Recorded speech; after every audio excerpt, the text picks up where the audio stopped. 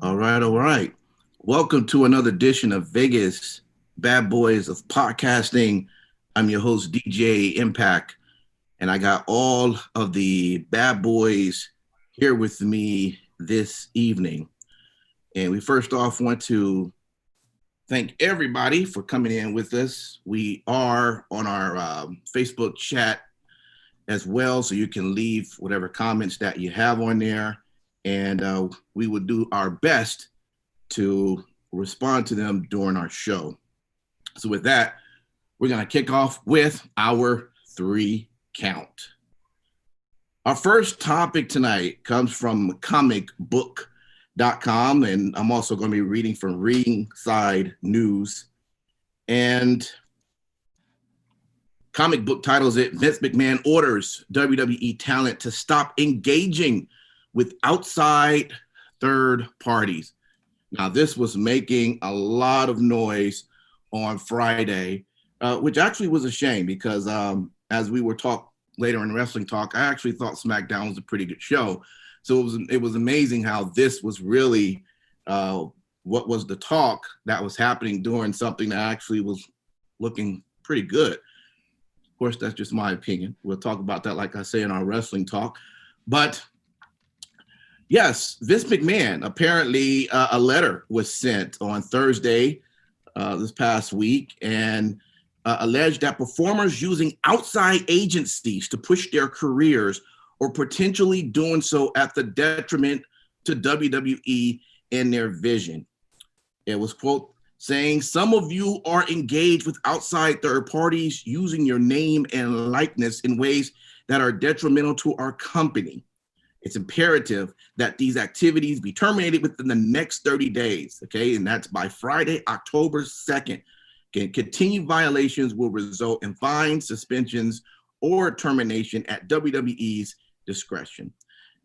Now, it also speaks that it's not known exactly what third parties that is referring to, but there's general belief that Twitch and Cameo will be included. Numerous talents have been using these platforms in recent years, and in some cases, it has helped them become popular with fans to a level that WWE television has not. And WWE has sometimes resisted WWE talent getting themselves over with the public in venues outside of their control in the past. And this seems to be another example, as the company likes to be in control of all aspects of their talent's character. Now, I could tell you on Friday, I was beginning to see the tweets that came in and everything that was coming through. And I guess Lana was taking some big hits. For starters, she's doing something with Bang Energy Drink, a commercial. And I guess that's, hey, AJ Styles revealed several things over his Twitch stream since Heyman, the Good Brothers releases, how his son doesn't watch WWE. Positive coronavirus test results, none of those things were okay with the company. And it was noted that revealing his COVID-19 test was, quote, a big one. Or how about they're told that Paige's Twitch channel isn't, quote, that big of a concern because she's not on TV. She's just doing her own thing, end quote. That doesn't mean she will be able to keep her channel if anyone else is forced to take theirs down. So we don't know what her situation would become. Another issue is Cameo, as superstars are going into business for themselves, literally. It was said that WWE is trying to cut a deal with Cameo as a company or start their own similar service. YouTube's also apparently a problem for some as well. Sheamus Celtic Warrior workout channel was apparently an issue since he uses the WWE nickname. So a lot of stuff, guys, is going on here. And I guess the question is, does WWE have a point, or are they just being petty? Is this, or what? What's your take? I mean, you gotta look at it, I guess, from a business aspect, but you also look at it from a talent aspect. So, which one of you guys want to go first and take this behemoth on? I mean, this was real big news. Even Andrew Yang, if you're familiar with him, got into it. He was running as the Democratic nominee, and he had a lot of things to say about that as well. So, fellas, I'm going to leave it open to you. Tell me what your take is on this. Well, Um, go ahead, yeah, go Lucky. ahead, Steve.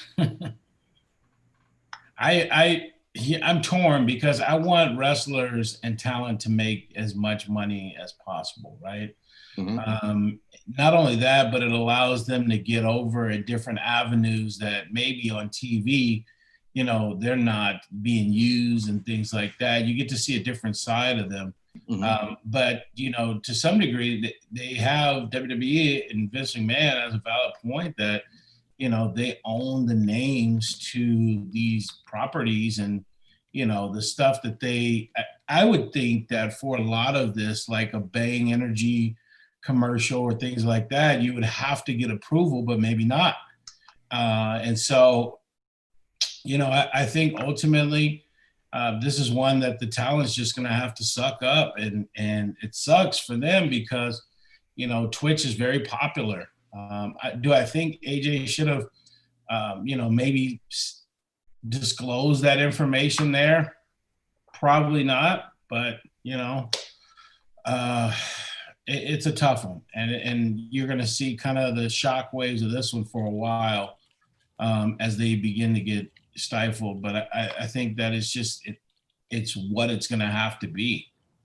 Well, I can tell you, I know Paige says, "Hey, nope, I'm not getting rid of mine." Now, again, she's in a different situation because she's not on TV. But even if she gets on, I mean, she's as right now acting as if, "Hey, we're gonna have to work out something or whatever," because I'm still gonna run mine. So it's interesting how this is going to play out.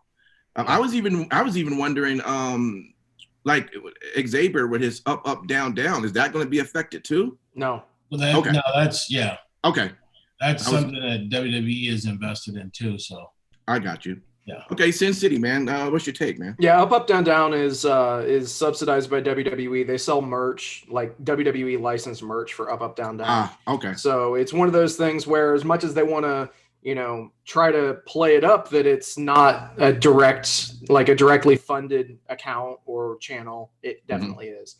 Now, ultimately what it comes down to is the verbiage in these contracts that these guys have signed. So they had the opportunity to read their contracts before they signed them, Mm-hmm. and they've chosen not to. Obviously, it as Lucky had mentioned. I mean, we walk kind of a fine line between, the quote unquote best interests of the people that we look up to or idolize on TV and all that kind of stuff, or whatever the situation might be. But at the end of the day, Vince told Superstars that the company owns their legal names as well. This is very important. One of the websites, WrestleNomics, actually showed a passage from Stephanie McMahon's talent contract as an example, and in it states, in the contract, it states WWE owns intellectual property, including, quote, trademarks, service marks, copyrighted works, and or distinctive and identifying indicia, including legal name, ring name, nickname, likeness, personality, character, signature, props, gestures, routines, themes, incidents, dialogue, actions, gags, costumes, or parts of costumes, accessories, crowns, inventions, championships, titles, or other belts, and any other items, tangible or intangible property, any other items, tangible or intangible property, written, composed, submitted, added, improvised, created, and or used by or associated with wrestlers' performance in the business of professional wrestling or sports entertainment. Literally, these people have sold their soul to the devil. Yeah. Read the last sentence again. What part? The last sentence The was very last sentence. The right before it ends. Improvised, created, and or used by or associated with wrestlers' performance in the business of professional wrestling or sports entertainment. There's your argument. Your legal argument right there is that by going out and doing a Bang commercial, you're not doing that as part of a wrestling product. That's their defense. Yeah. Yep. Mm. And the thing that astounds me is, you know, WWE wants their cake and they want to eat it too. They want these guys to not be on a payroll so that they don't have to pay for health insurance or any of that kind of stuff. They don't want these guys to make money outside of WWE. You know, some people have blatantly used their legal names, you know, and not gone with their WWE alias. So they don't have these guys under a contract. They're independent contractors. And so this reignites the debate that everybody has had and was especially profiled by John Oliver on HBO recently. And just how ridiculous things are with WWE's practices when it comes to this stuff. Again, at the end of the day, WWE is legally protected though, because of this ridiculous passage in the contract. I don't think they could win. I don't think they could win the case though, when it comes down to the fact that it specifically says while it's wrestling related. In the business of professional wrestling or sports entertainment. Yeah, which if you're doing a commercial, for instance, WWE cannot make money off of you doing a movie. Right. So if, you know, this is alleged, the Lana's getting, you know, it's blowback from Lana doing a Bang endorsement. So that could be it. We also don't know what the fuck is going on. Yeah. We're just getting all these reports and sources. The guy in this article seemed to list anything that was associated that he could think of to an outside thing.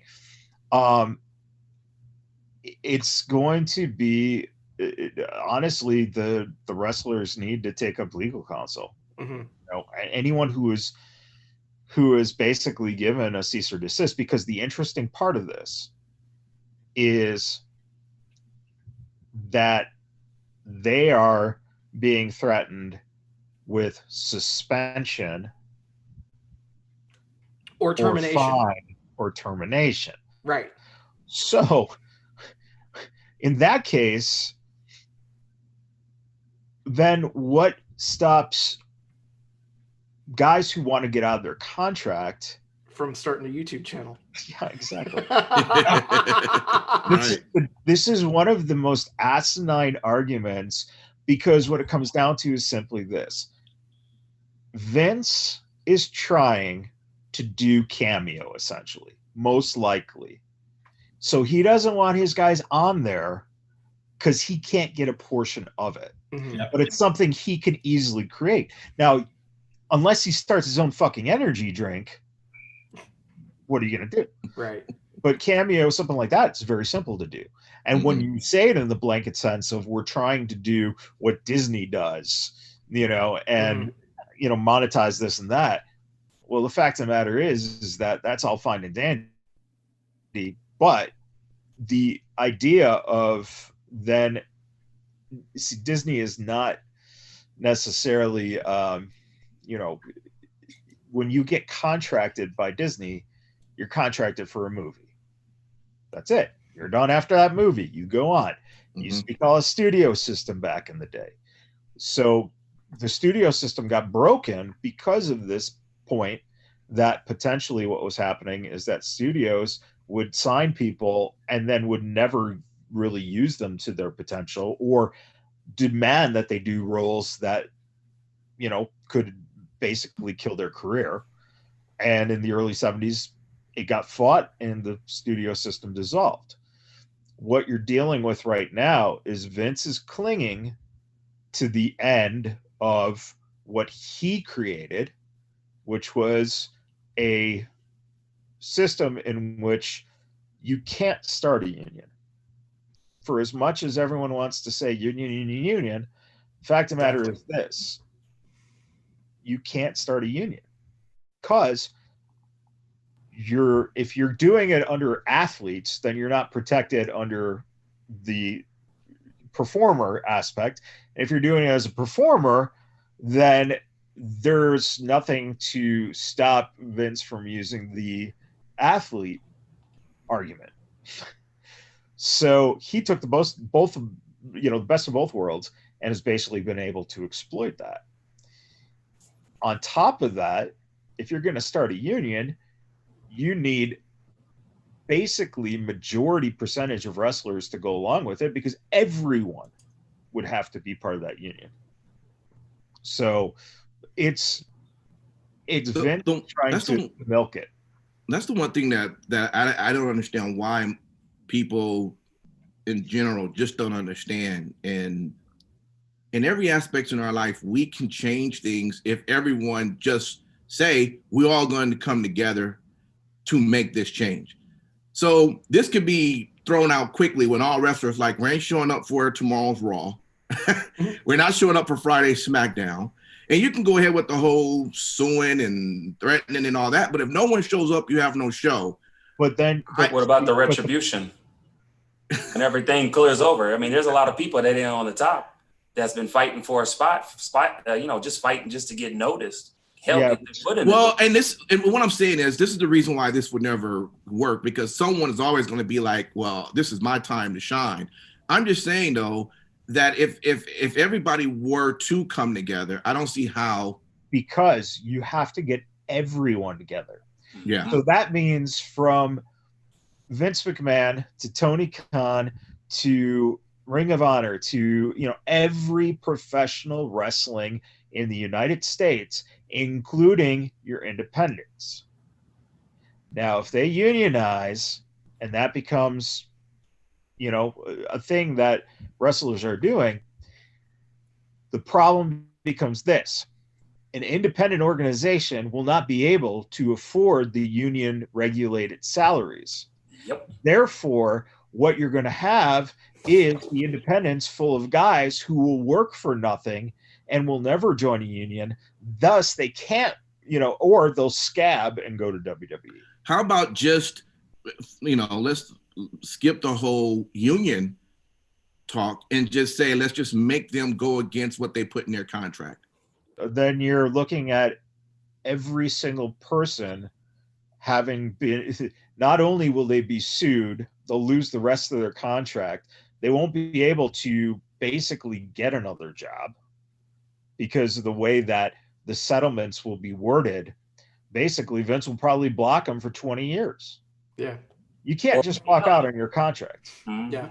No, I get that. I just get that. I just think when everyone's participating, something would end up being done than just saying, instead of me suing all of my 300 talent, I'm going to why don't we just not have this rule in the book?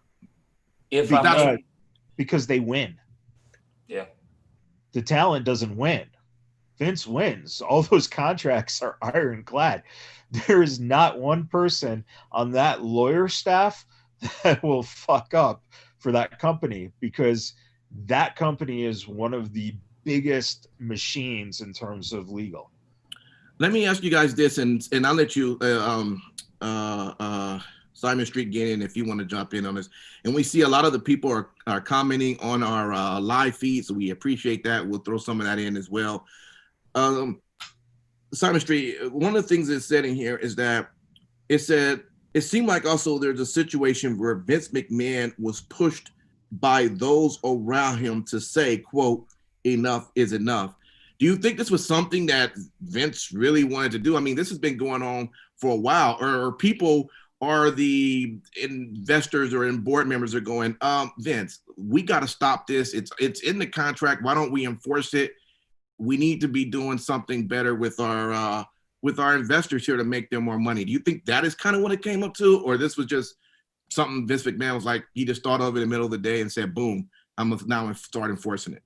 You know what? For once, I'm not going to be part of the sentiment of evil Vince McMahon. I think there might be some truth to that. And if you look at business, I believe that the investors, and with what they're dealing with and the losses that they've had dealing with COVID, of course, yes, they're going to be looking for other ways to stream revenue. And if I may, the reason why I state that is I read an article while reading the article you gave. Thank you for that. I read another one. It's by an author, Jimmy Wang, and he comes out of, it's called Best Wallet Hacks. And, he talks about breaking down, particularly Twitch and how streamers make money. And, there's lots of opportunities for streamers to make money by donations, advertising, subscriptions. They also have different tier systems for such as like Twitch having bits for people to cheer.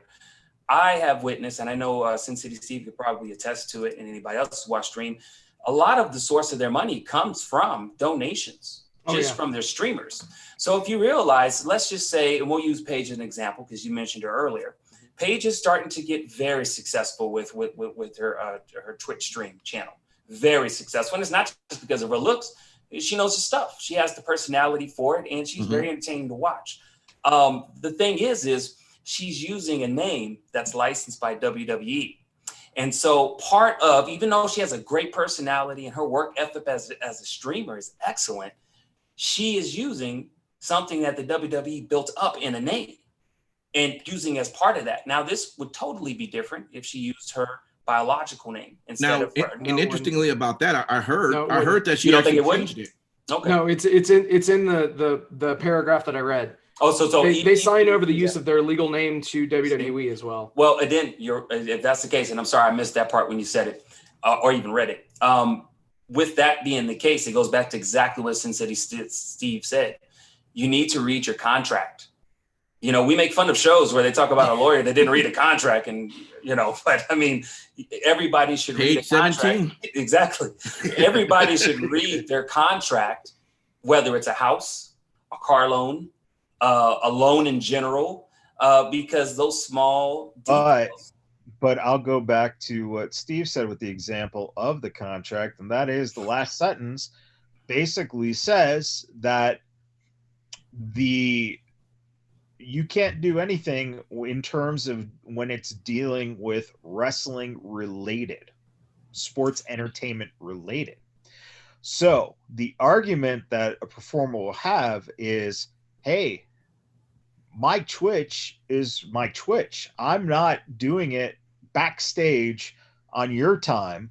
I'm doing this, I'm at home. Paige is a great example. She can't fucking wrestle. Yeah, it's true.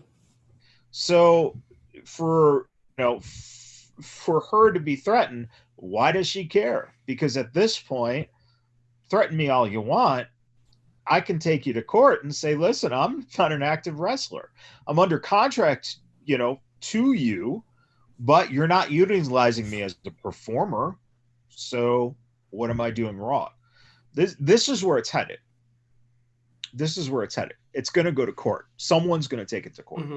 Yeah. Well, and it's interesting you did say Paige, because Paige, just after what we're talking about, doesn't have much to lose other than to spend money for a very good lawyer to fight this. Yeah. Because at the end of the day, she is not an active wrestler and can clearly, probably tangibly put that in, the court statement.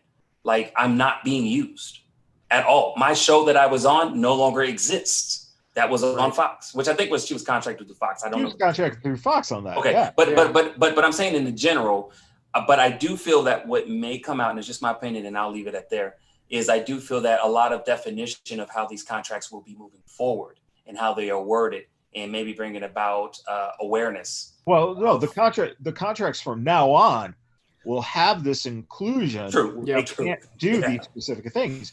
You got to remember that when these contracts, where most of them were done, they probably weren't even thinking about this. But the Fox contract is a very good example, because that was a show that WWE was getting paid for their product, right? Yeah. So Vince was making money off of it.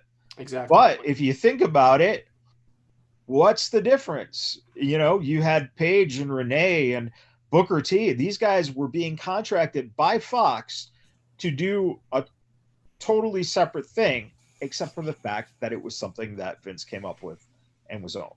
Yeah. So basically it's Vince saying, hey, it's the same bullshit he tried to pull. And I totally disagree. I do not think anyone got in his ear. I think Vince basically one day realized, by someone pointing out that so-and-so had a Twitch channel or got a contract for this or whatever. And that's what led him to go, well, wait a minute. How come I'm not seeing money from this? Yeah. And that brings up a really good point. I wouldn't be surprised if within the next, we'll say 60 days. No, within the next, yeah, because it expires 30 days. So within the next 60 days, if WWE doesn't launch their own kind of on-demand video platform and call it fucking Slamio. I mean, seriously, like it's gonna happen. That way, WWE can realistically still offer the people in the videos that are going to be doing the videos relatively the same amount of money as what they were getting from Cameo, but WWE is going to be getting that other half, or 40%, whatever the breakdown is going to be. So everybody will end up winning in the end, except for you, who Right. just gave Uncle Bruce the suggestion to pass along to call it Slamio. Hey, Oh. you know what? Hey, when it happens, I will know where it came from. Hey, with a name like that, Sin City Steve, that could have only came from you. Yeah. Let's get into our second count for the evening. From WrestlingNews.co, Tony Khan addresses the decision to let Matt Hardy continue to wrestle after a bad bump at AEW All Out.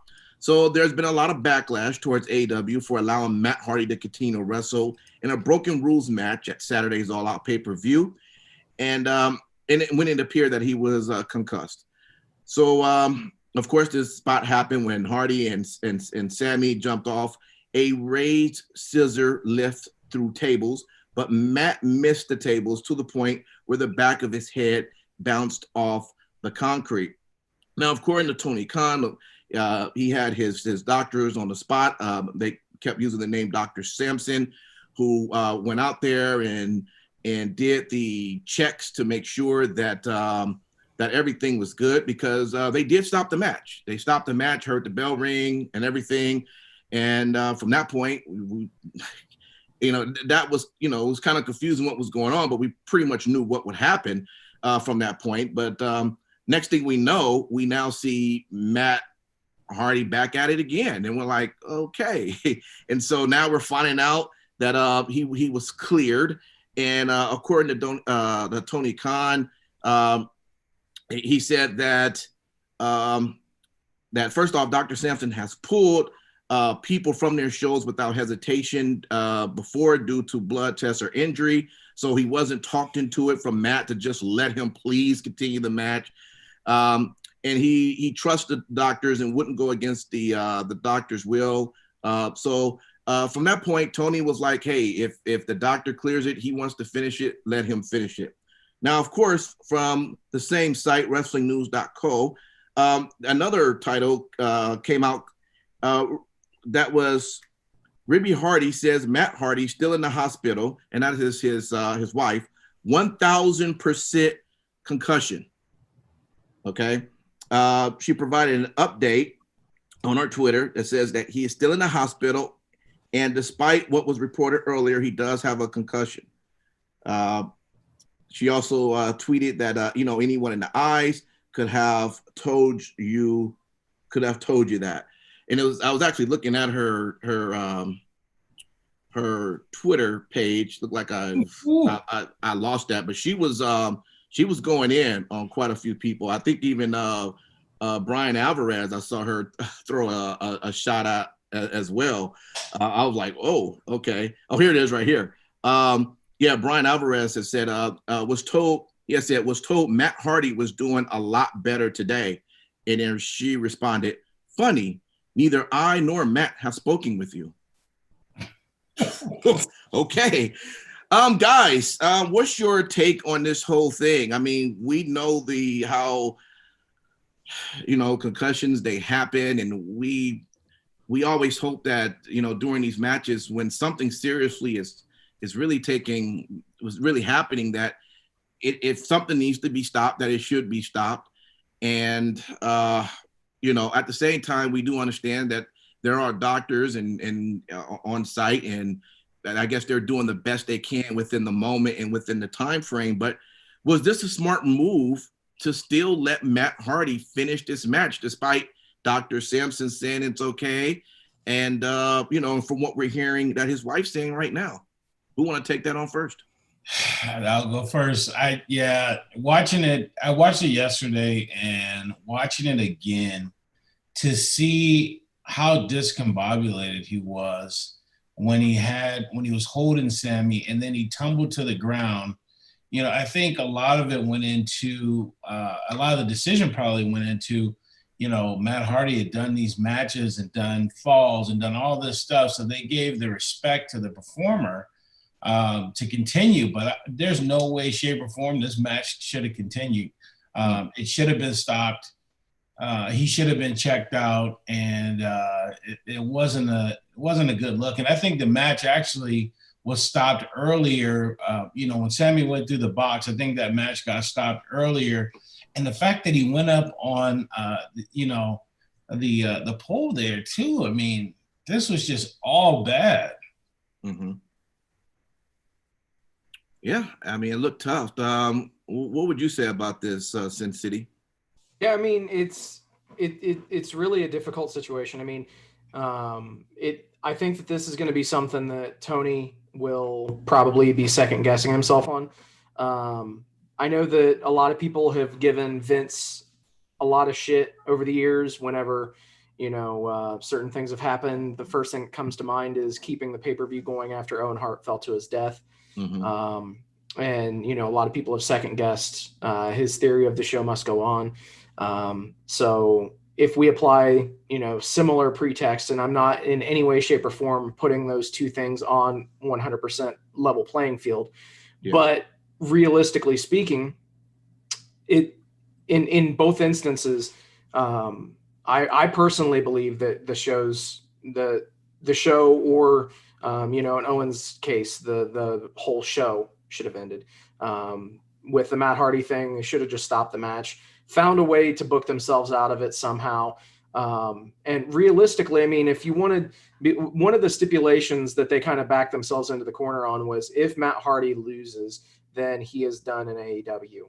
So I think that ultimately what they could have easily done was, they could have played it up. How many times have they used him changing into his different personas for, various things?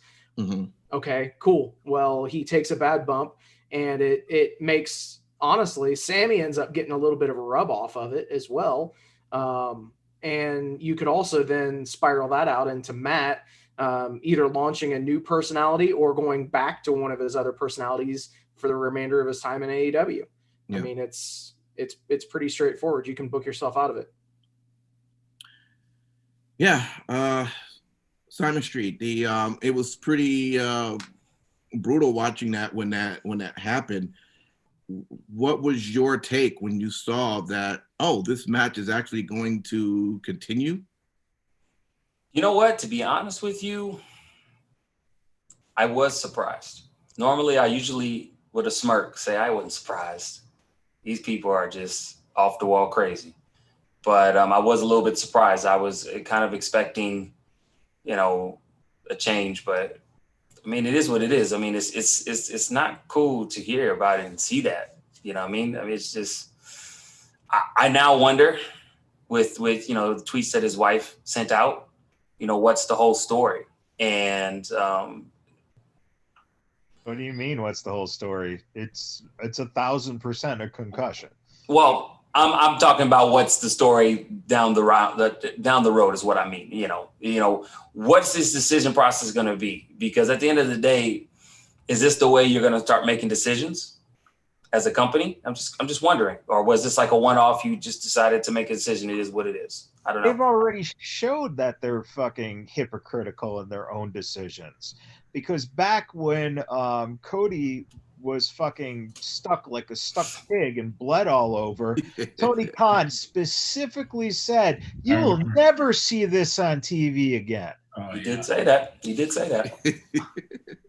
And people have bled more in the last fucking 4 weeks. Oh, hell yeah. Than a fucking, I mean, I think you said it way better than what I was trying to get out. But I wonder now, with what it seems like the blood on the wall per se, it seems to be a repetitious decision of bad decisions. And me as a person that watched it, I'm not too happy with it. Well, let me ask you, Matt Michaels. I mean, should this have continued if the doctor okayed it, or hell no? It just Tony should have just stopped it the way it looked like it was being stopped. I mean, the commentators they were, from how they were describing what was happening, which is what we seen. I was already under the impression that it couldn't continue as a viewer. I was already under that. I was like, well, that's the end of that. So it really got weird when I saw him then attack going, wait. And then the bell rung and then it rung again. And I'm like, it caused a lot of confusion even with that. So, I mean, what's your take, Matt Michaels? It's simple. This guy is an accredited sports, doctor, okay. Mm-hmm. He serves as first vice president on a national group of sports doctors that have, a conference every year. So he's legit. He's out of Georgia. Yeah. With that being said, I don't know under any circumstance of a doctor who could literally watch this on a monitor Mm-hmm.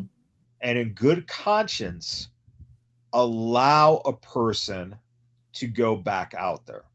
Yeah. Unless you work for the fucking NFL.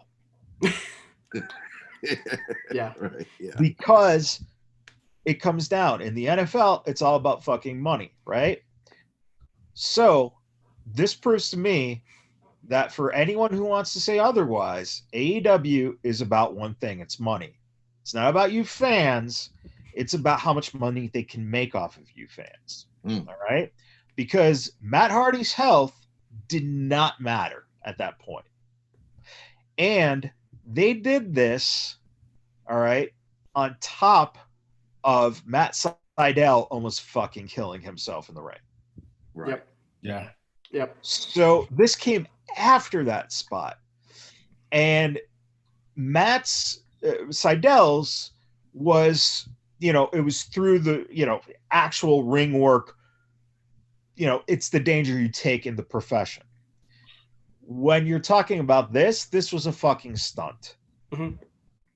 And again, anything you do that is not an actual in-ring work, you are basically putting your life on the line.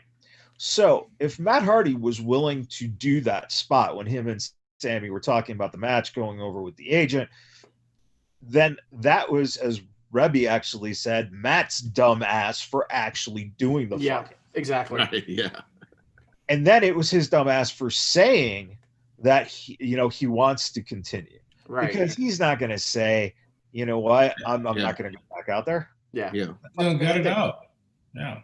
So one other thing that I have to put out there as well. This doctor is not just any ordinary doctor. So Dr. Michael Sampson actually worked for WWE before he was affiliated with AEW. So he's actually also credited with being the doctor that saved Jerry the King Lawler's life when he had his heart attack back in 2012. Okay. Mm-hmm. So it's not just some random Joe Blow that's, that no one knows who he is or what he's done. So, I mean, at the end of the day, you do have to put a little bit of stock and credence into what he had to say. And there are always three sides to every story. And, that third side obviously being the truth, because no one's going to tell you the absolute truth as their vantage point. So are you talking about the 24/7 European 96-32 champion of the generational worlds? That truth? .com. Well, let me say this too. I mean, if you're watching this spot and you see this go down, just remember, I think it was 2 weeks ago when Matt Hardy got busted wide open. I mean, that should have been the precursor, and you should have just stopped it right there.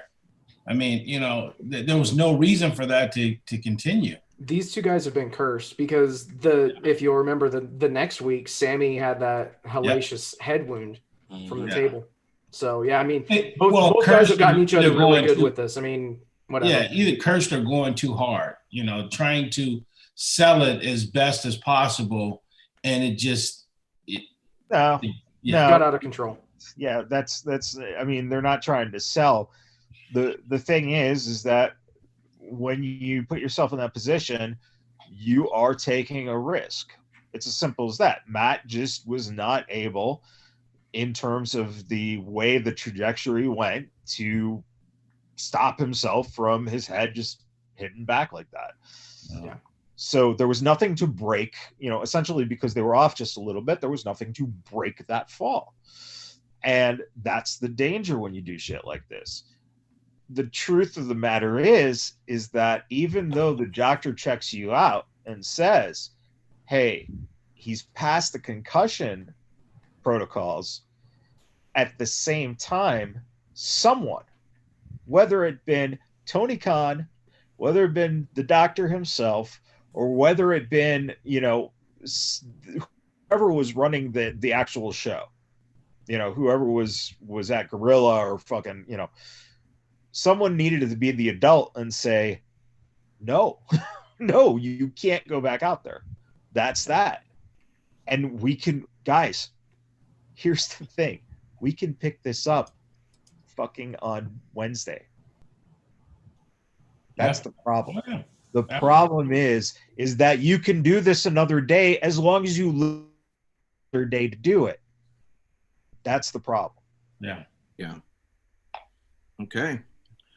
Well, we'll get to our third count topic, and it comes from ESPN, titled "The UFC Debate: Why Brock Lesnar Shouldn't Return to Fight Jon Jones."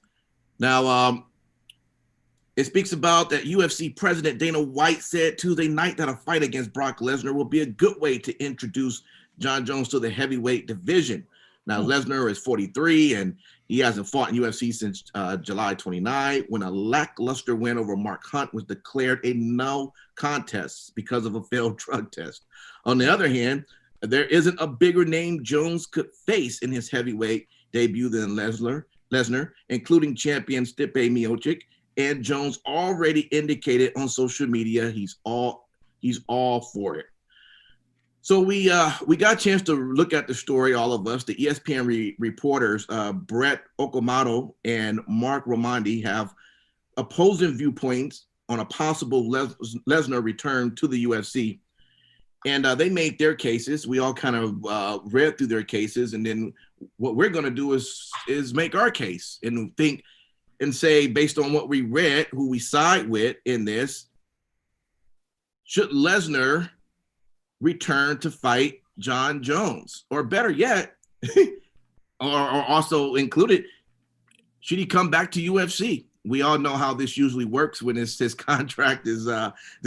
But hey, let's just for more money. Let's play this up though. King Lucky, this is more of your big thing. What's your take when you got through reading through all of this? These guys made some good points. They talked about age, they talked about money, they talked about fans, they went through it all. Well, what's your take? And listen, at 43 years old, Brock still looks like the beast incarnate, as they call him. He is a physical specimen. We all know this. He can still wrestle. He can still pound you out. I have no problem with him doing this. I mean, it's clear that he wants another fight in the UFC. I don't know how long, this will work. It'll probably be a one-off or whatever. But Jon Jones moving up to heavyweight is a serious threat to him. We all know that when Brock gets hit, he turtles up. So This is an intriguing matchup. Jon Jones is very good with striking, wrestling. I mean, there are not any holes in his game. He is the best mixed martial artist, period, the end. So it'll be a huge test, for Brock Lesnar to avoid those strikes. But I mean, if Brock comes in, smothers you, wrestles you to the ground, and Brock's probably going to be somewhere about maybe 280, versus John Jones 240, he's gonna give up a lot of size. So I'm intrigued by the matchup. I want to see it happen.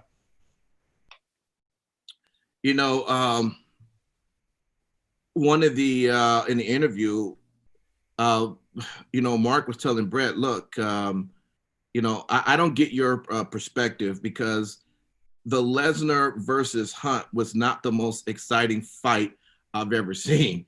Right. And then that was his last match. And yet you would want to see John Jones go against someone now that hasn't been in the octagon, was it 3-4 years now? And that last match wasn't great. Do you really want to see, is it that we're stuck in the idea of thinking that Lesnar really still can go the way he could? Well, let me tell you this. I mean, Brock Lesnar is just not going to show up on Saturday night to fight John Jones. He's going to take it serious. He probably will have a 12-week, maybe a 16-week training camp. So there's no way that, he's going to just show up. He's going to get the best training partners. He's going to isolate himself. And I think realistically, you will probably see one of the better versions of him, because he knows what his weaknesses are, which is, getting hit. But it'll be a full training camp. So I have no issue with it at all. Okay. Well, let me ask you, guys, if you guys want to jump in there as well. What Brett mentions in one of his articles, he says, it's not interesting to me to watch a guy fight past his prime just for the sake of it. But if Lesnar comes back and fight Jones, to me, it's WWE infiltrating the UFC. We kind of already know the outcome, right? All right. What would you want to say? Either Sin City or Simon Street or even Matt Michaels? I'll improve. I'll piggyback off of what Lucky had said. And it's not even that I don't have a problem with it. I want to see it. Sign me up. Shit. Either way, it's going to be a spectacle. Yeah. Either both guys are going to beat the shit out of each other, and there's, it's going to be a hard fought victory, or one guy's going to beat the shit out of the other, and it's just going to be so one-sided, it's not even funny. Either way you go, it's going to be good.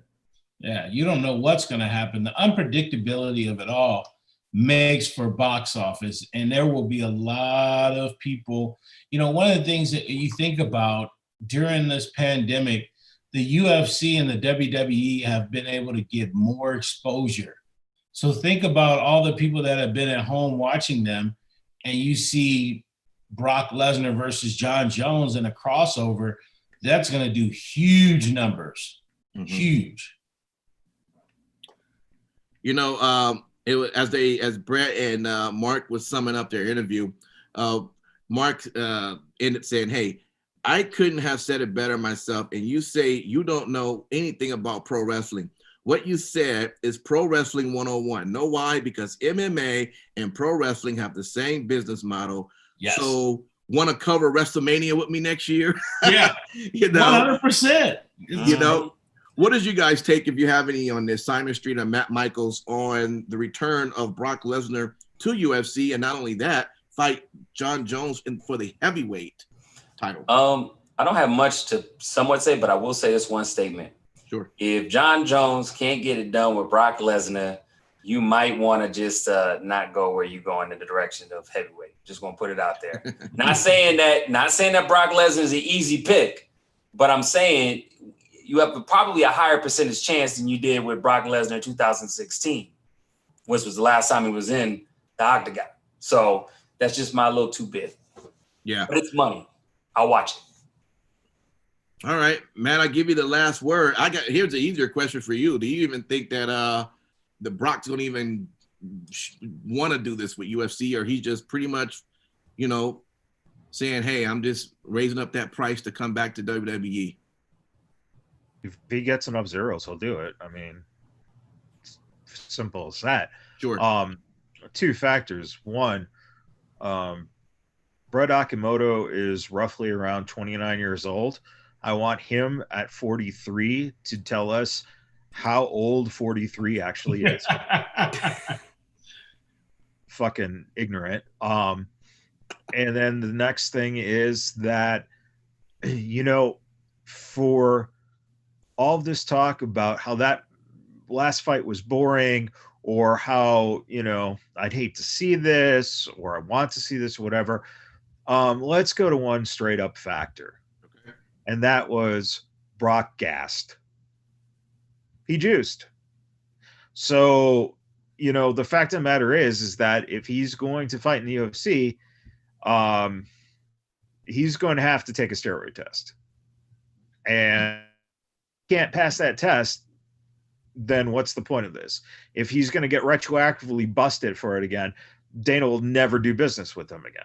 So I would even have cautions of doing business with him based on that. But Dana, being the money grubbing whore that he is, you know, of course, don't hold back, Matt Michaels. Don't hold no, back. I'm not gonna hold back, because the fact of the matter is, and it's the same thing with Vince McMahon, right? This is what these guys do. So all for Brock Lesnar playing them off of each other. Please, you should be able to, in this case, he has no contract. Go out and if he was offered, you know, $1 billion to go somewhere else and do something else, to fucking, I don't know, do competitive, you know, wouldn't Vince have a hissy fit that on USA he got bumped for the Westminster Dog Show that Brock is walking his poodle in?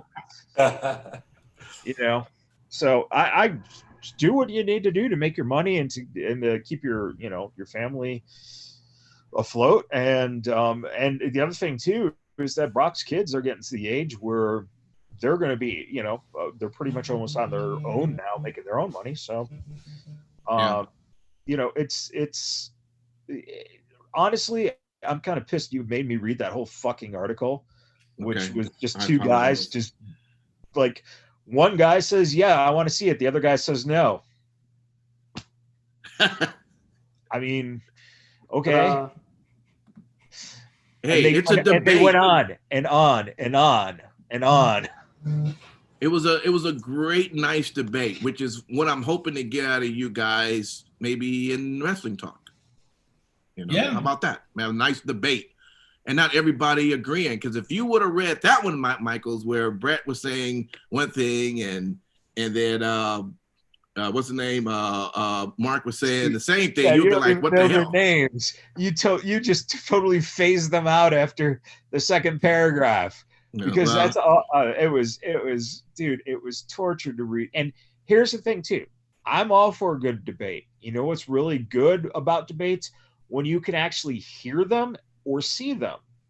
But when you have to sit there and read the absolute bullshit that they're using to fill an article, that's what I don't like. So, and Brett does live here in Vegas. Well, so we're gonna why don't we reach out? Will he be contacting us very shortly? Is the question. Why don't we reach out to Brett and we have an interview with him? Right? We should have a debate between him and Michaels. That way, Michaels. Here's a great point. A very good point, and that is, I don't know what his contract says, because ESPN is another fucking company that does the same type of shit. Yeah. So I'd love to have him on and talk this and to see what his actual perspective is. Well, hey, at least we're not paying him, so he don't have to worry about the ESPN. Have to worry about having some money off the top. Okay, exactly. But they're going to have to worry about the fact that if none of their people use rep, sports for their necessities for training and everything, then we got a conflict of interest. Yeah. Exactly. Oh my God! Oh. He tied it back around. Yeah, what a shame, man. Yeah. What does our contract say, Impact? You know what? It's all on this piece of white paper here. It's nothing. You can see it. What does page 17 say? What page 17 say? Yeah. Oh God. Oh my bad. It's only one page. Yeah. Well, guys, that's it for our 3 count. Thanks for engaging me in this week's topics. As always, we thank all of our guests for coming on and responding in our live comments. And we ask you to continue to download all the episodes on all of our different platforms that we have as well. And if you don't have the app yet, yes, Vegas Bad Boys Podcasting has an app on your iOS and Android. Don't forget to just go to your Google Play Store or your Apple Store and just download it. And we have a lot of fun with that as well. So with that, we'll see you on 3 Count next week. And we got wrestling talk coming up next. And So before Lucky asks, are we having a 10-minute break? And we're actually still streaming. We're streaming, Simon. Oh, I'm sorry. So My apologies. we're gonna go into wrestling talk. Of course, we are doing this because Lucky needs this for the recording for YouTube. So Bang. that's why we're breaking it up, and now we'll go into wrestling talk, and hopefully we won't keep people here until fucking 2 o'clock in the morning. Ooh.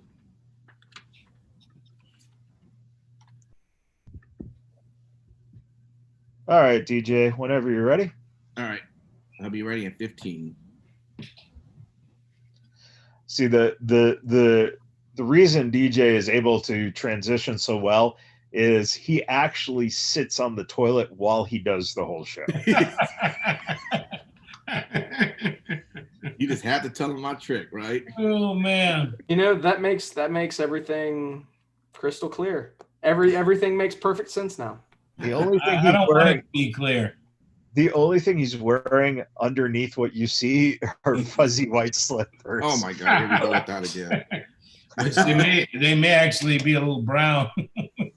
Oh. Anyways, we're on, right? A little behind Okay. the scenes. Welcome to another edition of Vegas Bad Boys of Podcasting. I'm DJ Impact. I got the Bad Boys here with me, and it's our wrestling talk. The most exciting time to talk about all this past week's wrestling, and we have to start off with AEW All Out. Do we have And to? yeah, we have to. Yeah. You know, I know. So listen, I got all types of notes. I'm not going to really go into it. I'm going to let you guys tell me what your thoughts of the show that you got a chance to see. Boom. Yeah. Overall, it was a solid show. I was very impressed. Yeah, I thought it was a solid show. Listen, there were some things that we'll get into that were a little wonky, but overall, I think it was a very solid offering. So with that being said, to start off the show, I love the cinematic, if you will, match with Brett Baker. I mean, that's where the show really started for me, with Brett Baker. Yeah, you It like was you so like different. It was so different than anything WWE ever does. You know, and AEW fans are so dying for that different product.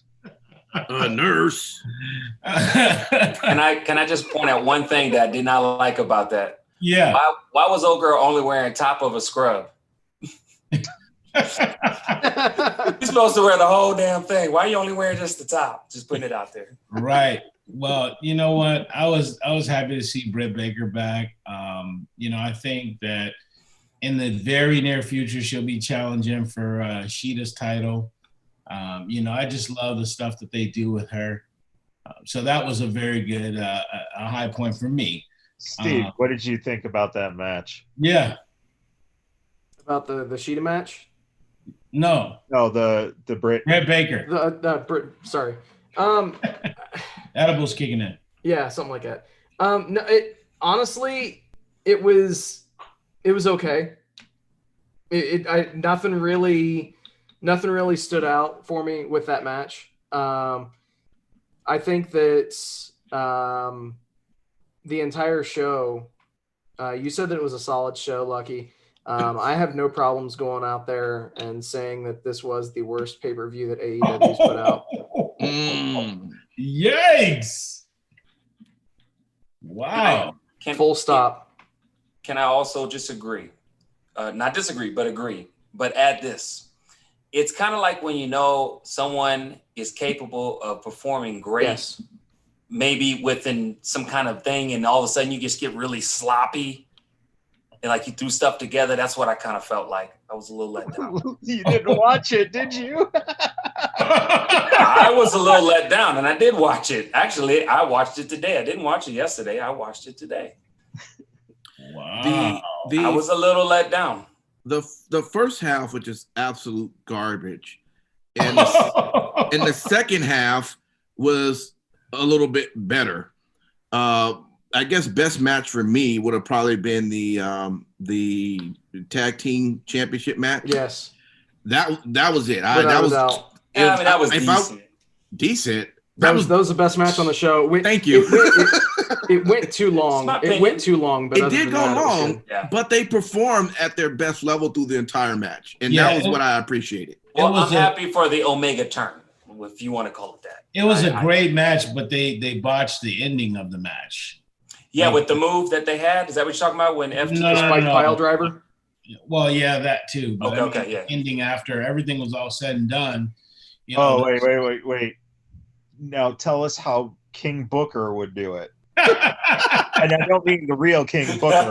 Right. Well, clearly they saved the turn for TV. Listen, that's a hook, right? Are you sure they're doing a turn, or do they not know what the fuck they want to do with it? The turn is happening, but he should have done it. Omega should have beat the shit out of him at the end of the pay-per-view. Then you would have. Are the Bucks going heel then? Because they've been doing it for the show the past couple of weeks with attitude problems. Yeah. The Bucks are not turning. Really, the Bucks are not turning, but Omega was the one to leave with the Bucks. Right. And wouldn't it make more sense? Dude, so they didn't leave together. They left the arena together. Yeah, that's true. Omega opened the door of the SUV and asked the Bucks to get in with him, and they did not. Okay. Maybe that's the story beat. So let me ask you this then. If FTR are going to be going against the Bucks, presumably, would it make more sense if Hangman was to presumably go with FTR and Tully, make that stable a little stronger, that they are the faces and that the Bucks and Omega now go heel?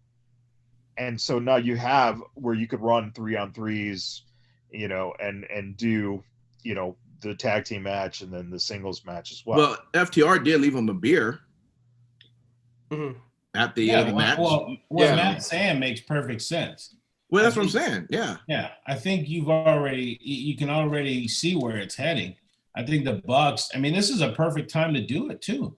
The Bucks, they haven't won the tag team titles. Creatively, this is a place that you could go, and not a lot of people have seen them as heels. So I think hold on. I gotta disagree. I've seen the Bucks as heels when they weren't really the Bucks. They were Generation Me back in a long time ago. They can be some real freaking jerks. We're talking about for this audience, I'm sure it's not going to be the difference. I'm just saying, I challenge anybody. Go look up TNA when they were Generation Me. I guarantee you it's going to be a large percentage of what they embodied back then as heels. It's what they're going to be coming up.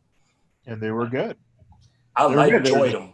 Yeah, they were just mismanaged in TNA. Oh, yeah, 100%. You don't say.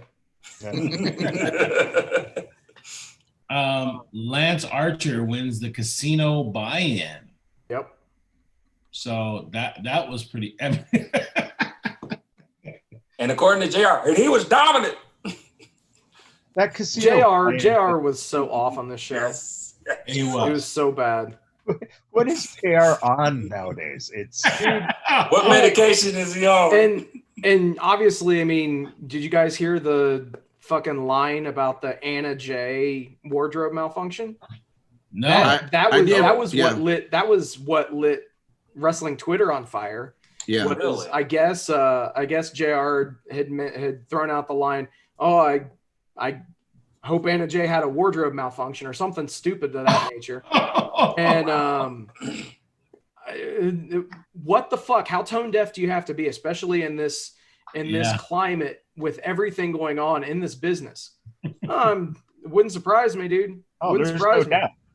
There's no Well- doubt. And you the other problem too is that you have Excalibur there who cannot fucking, he doesn't know how to save anything. Yeah. Like if the fucking house could be on fire and he'd fucking call the police.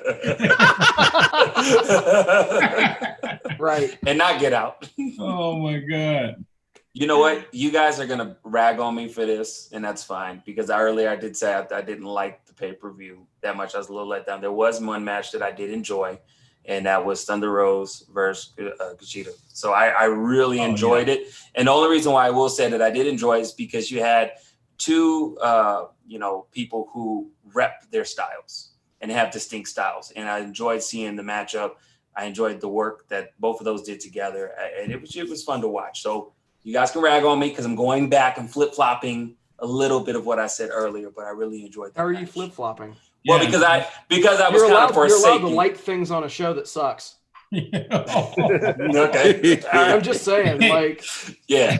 let's be real, dude. Like, Yeah. Speaking of liking things, I'll tell you what, Kip Sabian's his tongue-in-cheek vignette that he had was really good, with All Elite Wrestling sponsoring this on the bottom of the video was just great.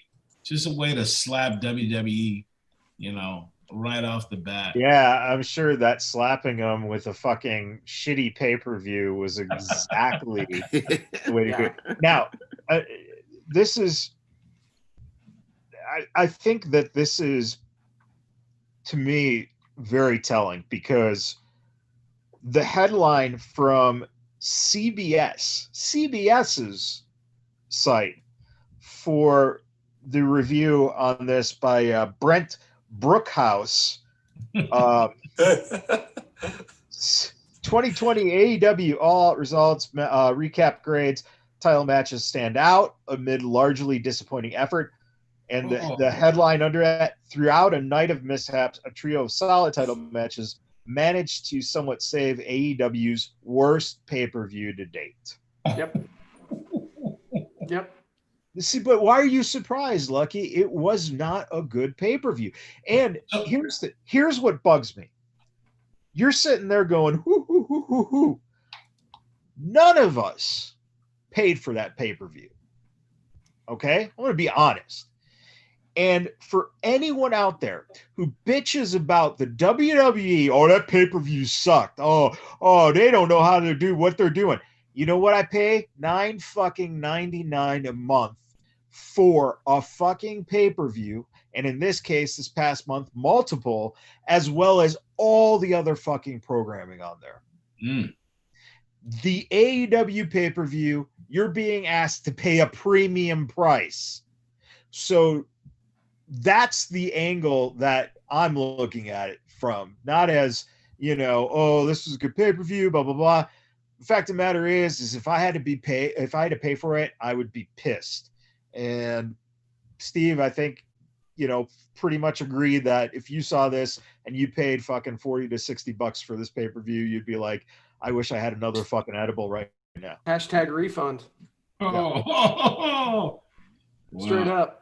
Well, let me ask you guys this. Did you enjoy it at all?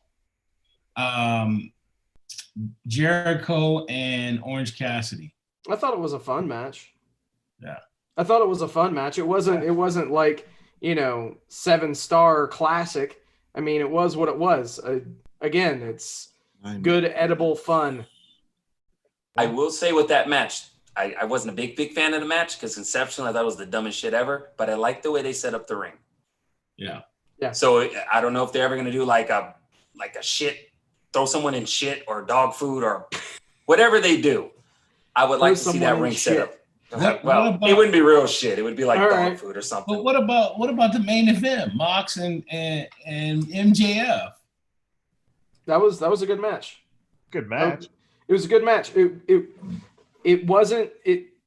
I would put it in, certainly the top half of the matches on the show. Probably the tag title match was definitely the best match on the show.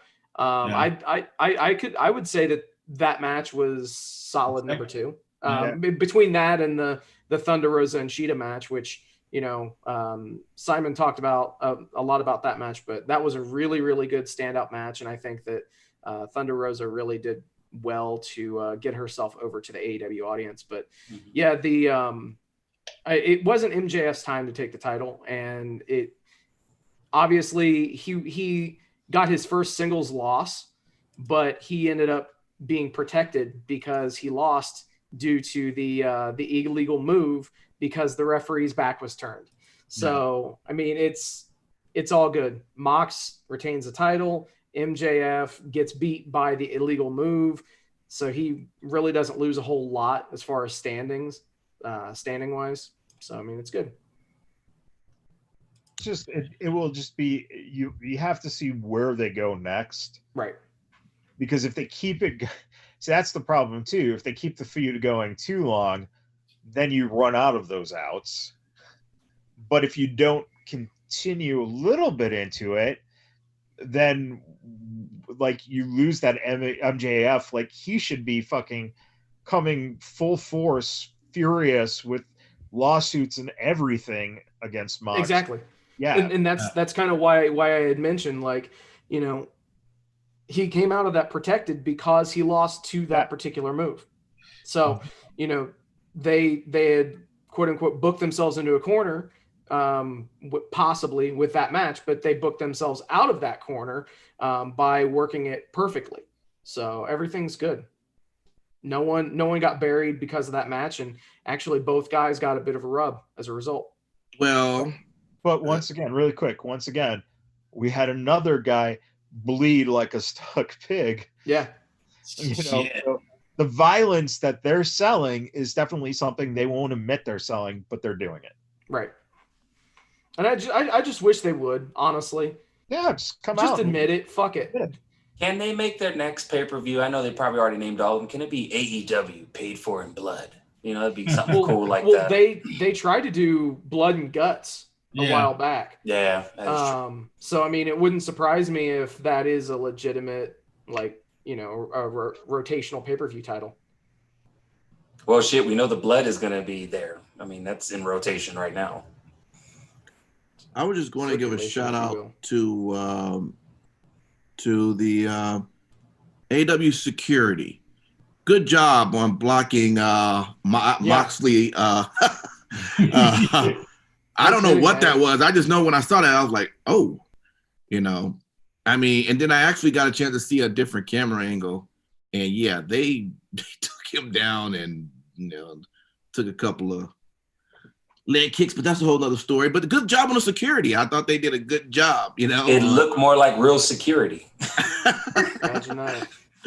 That's what real security does. That was Well, let me ask you guys this: now that you've seen fans back at the at the shows, do you think WWE is going to pivot now and start having fans back at the shows? So it wouldn't surprise me. Yeah, well, let's see what happens, because it's going to take at least 2 to 3 weeks to find out how many of them got sick because they were allowed to sit on top of each other, which was stupid. That's the one thing I don't understand. They have 3-level seating, and yet they still put them in the same clusters. Yeah. Look, I'll be honest. When I saw that, Lucky, I took my sanitizer out and doused it. You literally, disgusting. It's not too much to ask if you separate people by a row and by maybe 3 or 4 seats. With the amount of space that they have. So I don't understand the thought process behind it. All right. Well, we've got our take on All Out, which I guess was very, very disappointing. We're all out of takes. So let's talk about some exciting wrestling then. How about WWE Raw Monday night? Oh, man. Yeah, why don't you get us started with that, Lucky? Yeah. Well, listen, there was only really 2 things that I enjoyed from Raw. All right. Overall, it was kind of, but I really enjoyed, and we talked about it last week, how they're starting to get talent, kind of separated for this upcoming draft, if you will. But the Iconics splitting was brilliant. I love the way that Peyton Royce threw Billy Kay in there to get her ass whooped. So that was entertaining for me. And then the end of the show, you saw Randy Orton is going to get his crack at Drew McIntyre again. So I think that, I'm down with that. That feud is, can go one or two more pay-per-views, even though Michaels hates Drew McIntyre. But Let me go back to the Iconics that you mentioned. Yeah. I mean, is it really smart now to break them up? Yeah. Well, there was a rumor that Vince sees a lot of stock in Peyton Royce, right? So I imagine she'll stay on Raw if that's to be true. If you are to believe the rumor, Vince sees a lot of stock in her. I mean, Right. Up top. Yeah, she's next to I Billy just don't. Kay. I could be wrong. I just don't think that either one of them are ready to. I'm gonna be wrong to go solo. Oh, wait a minute. Yeah. I'm just saying. Royce is way more ready than Well, Bill. she might be more She's ready, but improved. that doesn't mean that she's completely ready. Wait, you're going to tell me Peyton Royce is a better in-ring performer than Billy Kay? Not as far as with submissions. I was speaking of the fact that based on Vince McMahon standards, she's ready. She holds attention to the crowd. Not saying Billy Kay is nothing to snuff at, but I think she holds attention, and her skill set has greatly improved for her, not for the standard, but for her. That's just my opinion. Like when I go, okay, do I see how would a match with Peyton and Sasha go, or Billy and Bailey, or Shayna, or I just don't see it. I don't see a sale there. I still see more work needing to be done before those one-on-one type matches happen. I don't know. I could be wrong. I just don't think that it was time for that to happen. Later on, yes, but not so fast. Have her join Natty and Lana. There you go. She's gonna leave a group. She's gonna leave a group to go to another. I wouldn't. I was saying it more for the training, and not with Lana. Lana's just there, but I'm saying, she's probably already training with Natty and other people too. I'm just saying that just to say it might be. Why do you have to put them together for the training? You just have them work. It was a joke because they're on TV. I was just saying that's a joke, but I was saying like she does need some more seasoning.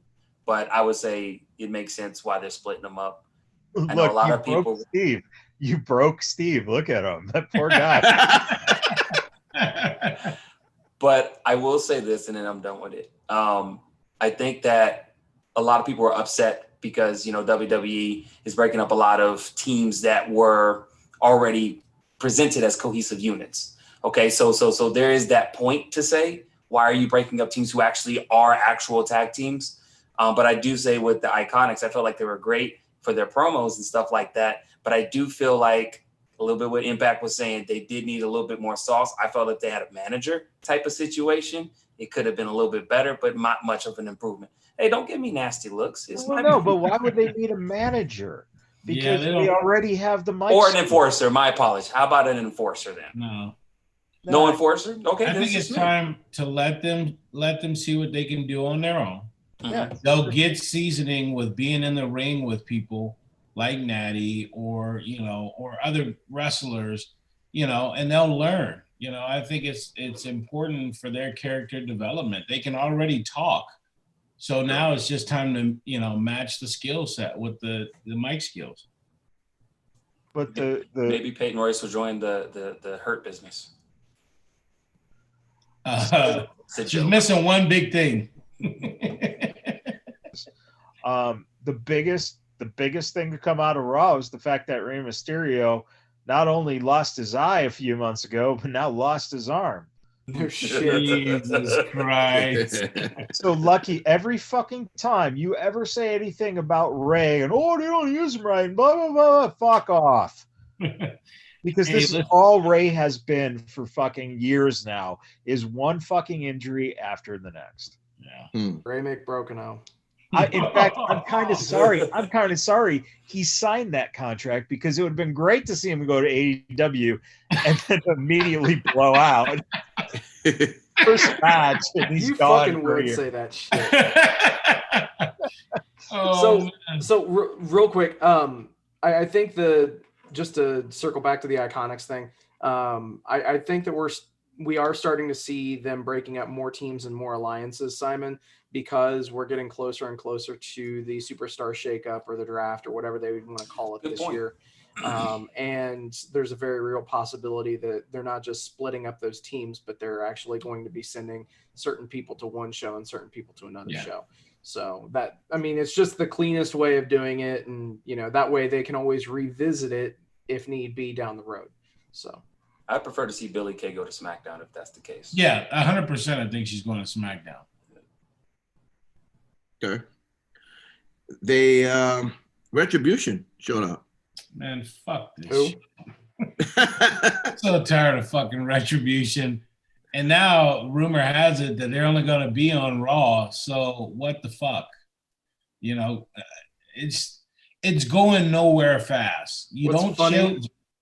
Huh? What's funny is that they were portrayed like these, you know, like basically diet Antifa and, you know, going around being domestic terrorists. And now, oh no, they're limited to just Raw.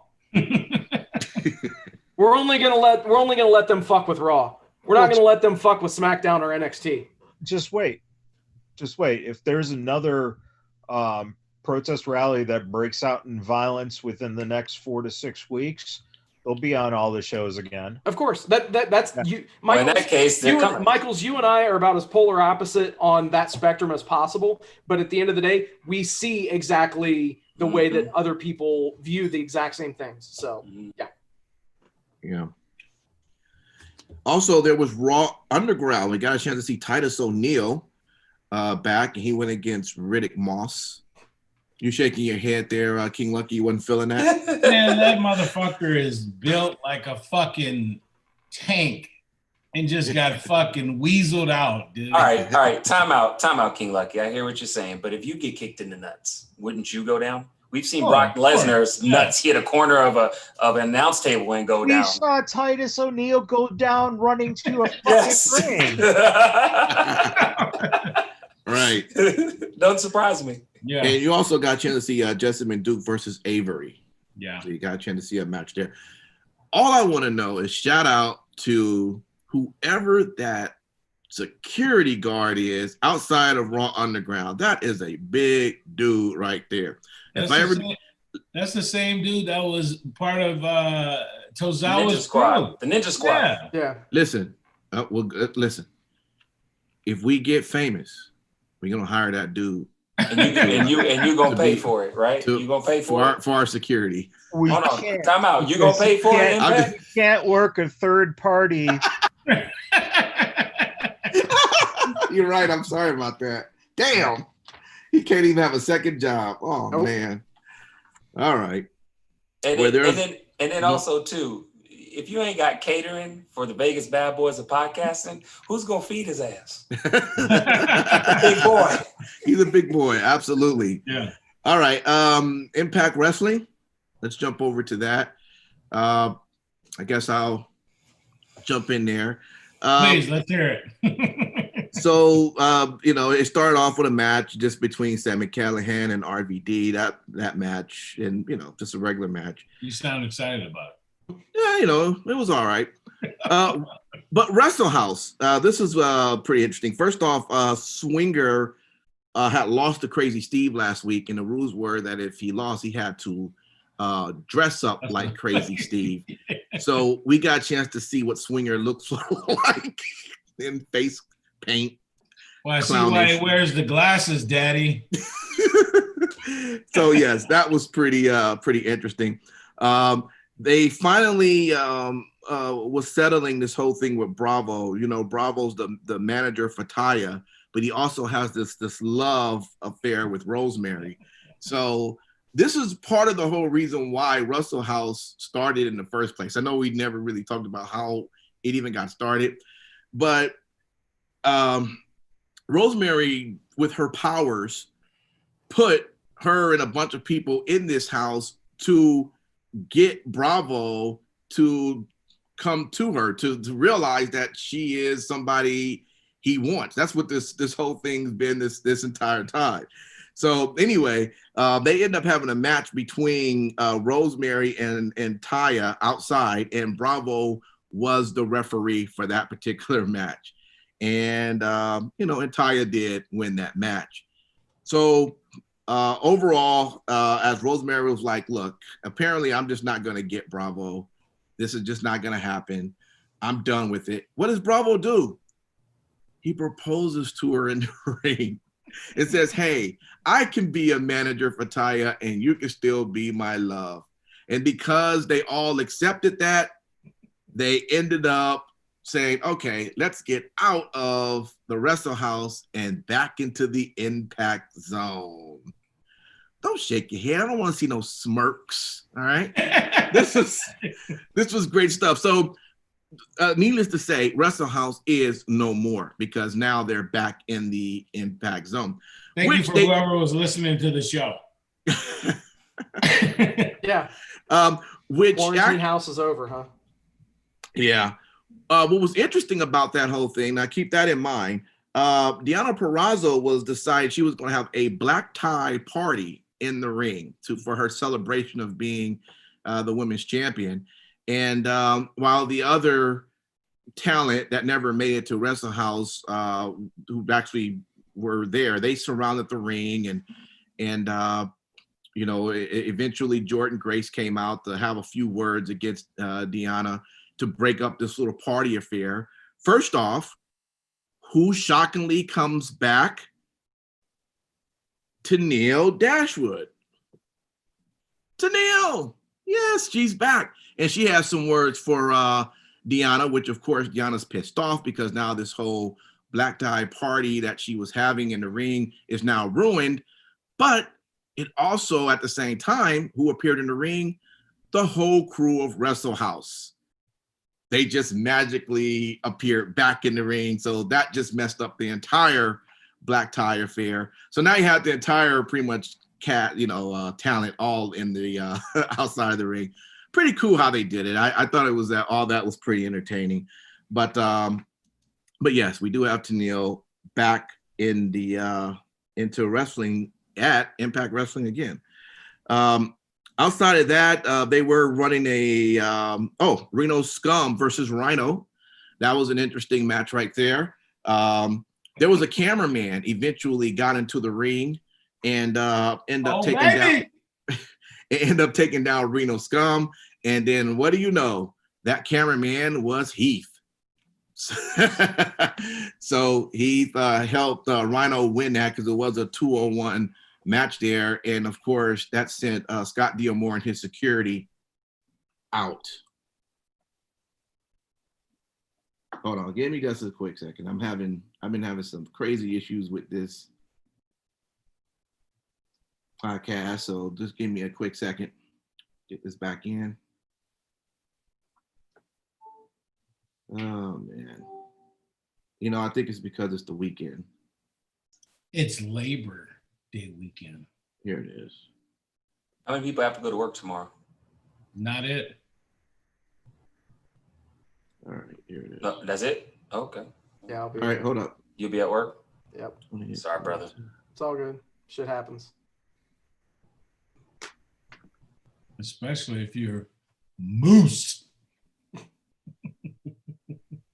You know what, Lucky? I'll be honest with you, man. You would bring a lot of joy to my heart if you ever dressed up as Moose and had like the whole get up. If you did that, man, I'll be honest with you. I will find ways to scrub pennies together and buy you the biggest steak dinner I can think of. And I'm being sincere with my heart, honestly, because I think you would pull it off.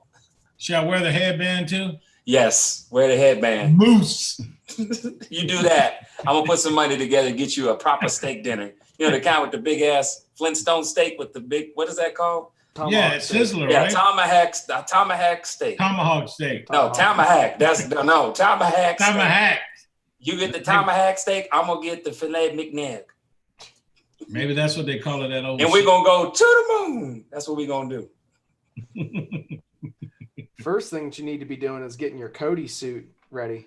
Oh, yeah, I sure do. You need to make good on that little stipulation. I do.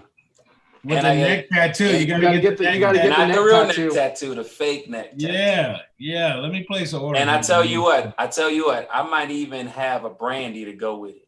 Oh, A real live flesh brandy. okay. Oh, Okay. Not a fleshlight colored brandy, but a real person. Fleshlight that has colored. color. I just What? wanted to make sure because I said real flesh person.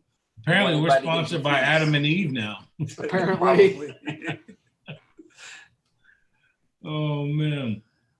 Listen, it'll be my honor to see you wear that tattoo on your neck. Where do I even get one? If anybody's watching, Get it on let us know. AEWshop.com, baby. For real? It's out there right now. All right. I'm Yeah. going to do that. It comes in a 3-pack, just in case you didn't know. So if it's in a 3-pack, so if I get it wrong putting it on the first time, I got 2 more chances. Yep. Yeah, Matt Michaels All right. might want one too. So just try to get the second one right. Or commonly known as the Cody Rhodes pack, because if you put it on once and you don't like the way it looks, you can just wash it off and you don't have to put it back on. But unfortunately, Cody can't wash that one off. You can't, not But at all. be careful, you might get busted wide open the hard way. You ain't lying. You not Right. lying with that one. You could take a tope to a seat outside the ring and split your wig. Yeah, we don't need that. Now, let me ask y'all a question in all fairness. Do I have to dye my hair blonde? Yes. And the eyebrows? Yes. And the eyebrows. Yes. You can shave your eyebrows if you want. I don't want to shave my eyebrows, but I've never dyed any of my hair at all. So Well, definitely you die. Well, You definitely hey, dye you know the- what? We can compromise on the eyebrows. okay. But I'll you do the hair. gotta bleach the dome. Yeah. All right. Well, my hair is already shit anyway, so what I got to lose? So, all right, that'll be fun. And I'm saying this shit because it's gray all over when I let it grow. So The Halloween edition show. I was gonna say do that for the Halloween show. I appreciate that. That gives me enough time. I appreciate it. Okay. All right. Do you guys want me to send you pictures and posts of how's it going? You will be doing the show as Cody Rhodes. As Cody Rhodes. Do I have to talk like him too? All right, guys. That won't be too hard. No, the only thing that you'll have to do is you'll just have to talk with a lisp. Talk like this a little bit. I think I could talk like that. All right, guys. Sorry about that small little delay there. My audio I think things are beginning to die out, and I'm gonna have to make some little changes, but we're all good. We're back up and going. So just to finish up, as I was saying, there was Heath came back, and that since got Diamore out with his security, because again, Heath isn't technically signed with Impact Wrestling as of yet, right? Last big thing, EC3, he popped up on the screen while Moose was in the back room, and pretty much tells him that you're gonna have to find me, Moose, or the TNA title will be in pieces. So Moose pretty much went all around the backstage area asking people, where is EC3? In fact, he even ran into someone and said, call the police. There's a hostage situation with this particular belt. So we got to find out. And then at the end of the show, I guess with Moose, he saw a bunch of pictures of himself all on this board. You know how they do when detectives and police work is trying to figure out, who did the crime. It was a bunch of pictures of that of him in his football gear when he was wrestling and all this. And it pretty much ended up to a location where Moose is going to have to go and find EC3. So the very last part of that entire show, though, Eddie Edwards versus Eric Young for the Impact title. And yes, we do have a new Impact title champion, Eric Young. All right, so no more Eddie Edwards for that. So other than that, I thought it was a pretty good show. No more Wrestle House. I'm gonna miss that. I mean, as corny as it was, I thought it was still pretty exciting to see that.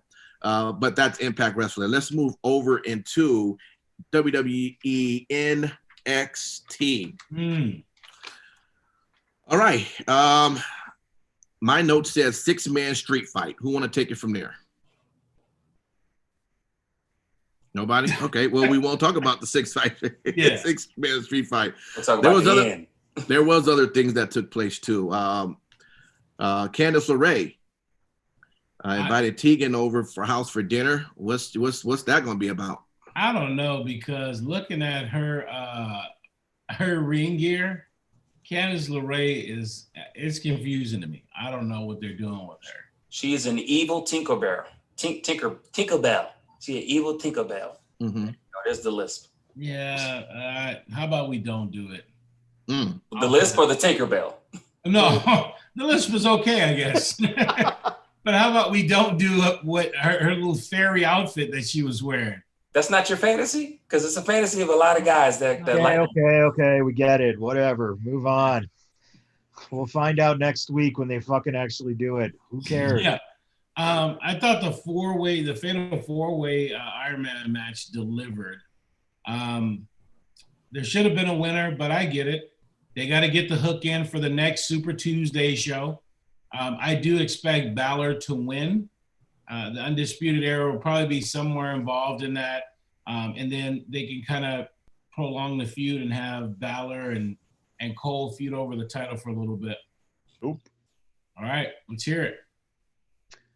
Undisputed Era cost Cole the title. Cole goes up main roster. Balor takes over Undisputed Era. Oh, I like that. That's sexy. I'll take it. Hunter. Cut the check. And make it sexy when you cut the check. Do it. Yeah, make it sexy. Yeah, I do like that. That's good. Well, yeah, that's awesome, dude. Did you come up? There's nothing else to say. Did you come up with that on your own, Matt, or did you read that? No, I haven't read that. So okay. He channeled his inner Mark. Hey, let me ask you guys. Was this the first time? I'm. Sometimes I get tired. I'm sure this has probably been on there before. Bronson Reed's video entrance was amazing. Was that the first time I saw that? I think that wasn't that new. I think it is. Yeah. I think it is the first time, dude. Because they're now introducing him as the colossal Bronson. Right? Did you see that video entrance? Listen. Shout out to the everyone who put that together. Everything is right. The video, the music, the wording. But when you saw that, again, like the colossal figure walking through there, I was like, man. There was a rapper, and I can't remember his name for the life of me, but he had a similar video like that. The song was called Never Scared, and he was when I walk through the club and you think I'm a punk. What was his name? Bone Crusher. Bone Crusher. Fuck, Steve, you win the pony. Hello. Well, yeah, I just want to shout them out for that, because when I looked at that, I was like, that is just beautiful. Yeah, that was about that. Yeah, that was definitely good, and I'm glad that they're doing something with Bronson Reed. I mean, granted, Tim Thatcher made him tap out on this show, but they seem like as if they're invested in Bronson Reed. So definitely a good sign for the future. Yeah. And also a clean win for Thatcher. What's that? It was a clean win for Thatcher. Yeah. which is definitely good. I thought that NXT did beat AEW this week as far as quality of show across the board for their weekly show as well. So, not a good week for AEW across the board on that. Well, one big reason why the show was so good, there was no Cameron Grimes. That was actually something that I was sad about. Right. Me too. Exactly. Thank you. Yeah, he deserves that. He definitely deserves that. But yeah, I just wish that there would have been a fucking winner. Yeah. In the main event, because if for no other reason, every Iron Man match that they've ever had since the beginning of time, they've said, fuck it, we're gonna give sudden death, and but think about that. You're dealing with the brand that tries stuff and executes it better than the WWE does. Right. And in this case, you have 2 Super Tuesdays in a row. Yeah. So instead of just doing a the same thing we've seen forever. Why not have Regal come in there and say, all right, enough. You versus you next week, champion. Boom. Yeah. Why not? It's just one of those things. I would have preferred to have, a champion crown that night. I understand why they did it. Because again, it's all about money and it's all about ratings. Which we, I would say the exact same thing if it was done on AEW.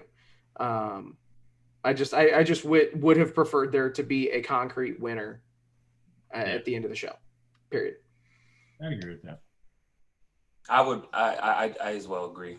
I was actually a little bit frustrated when he came out because I thought because he looked at Cole for a while. I thought he was going to tell him, no, Finn wins or Balor wins.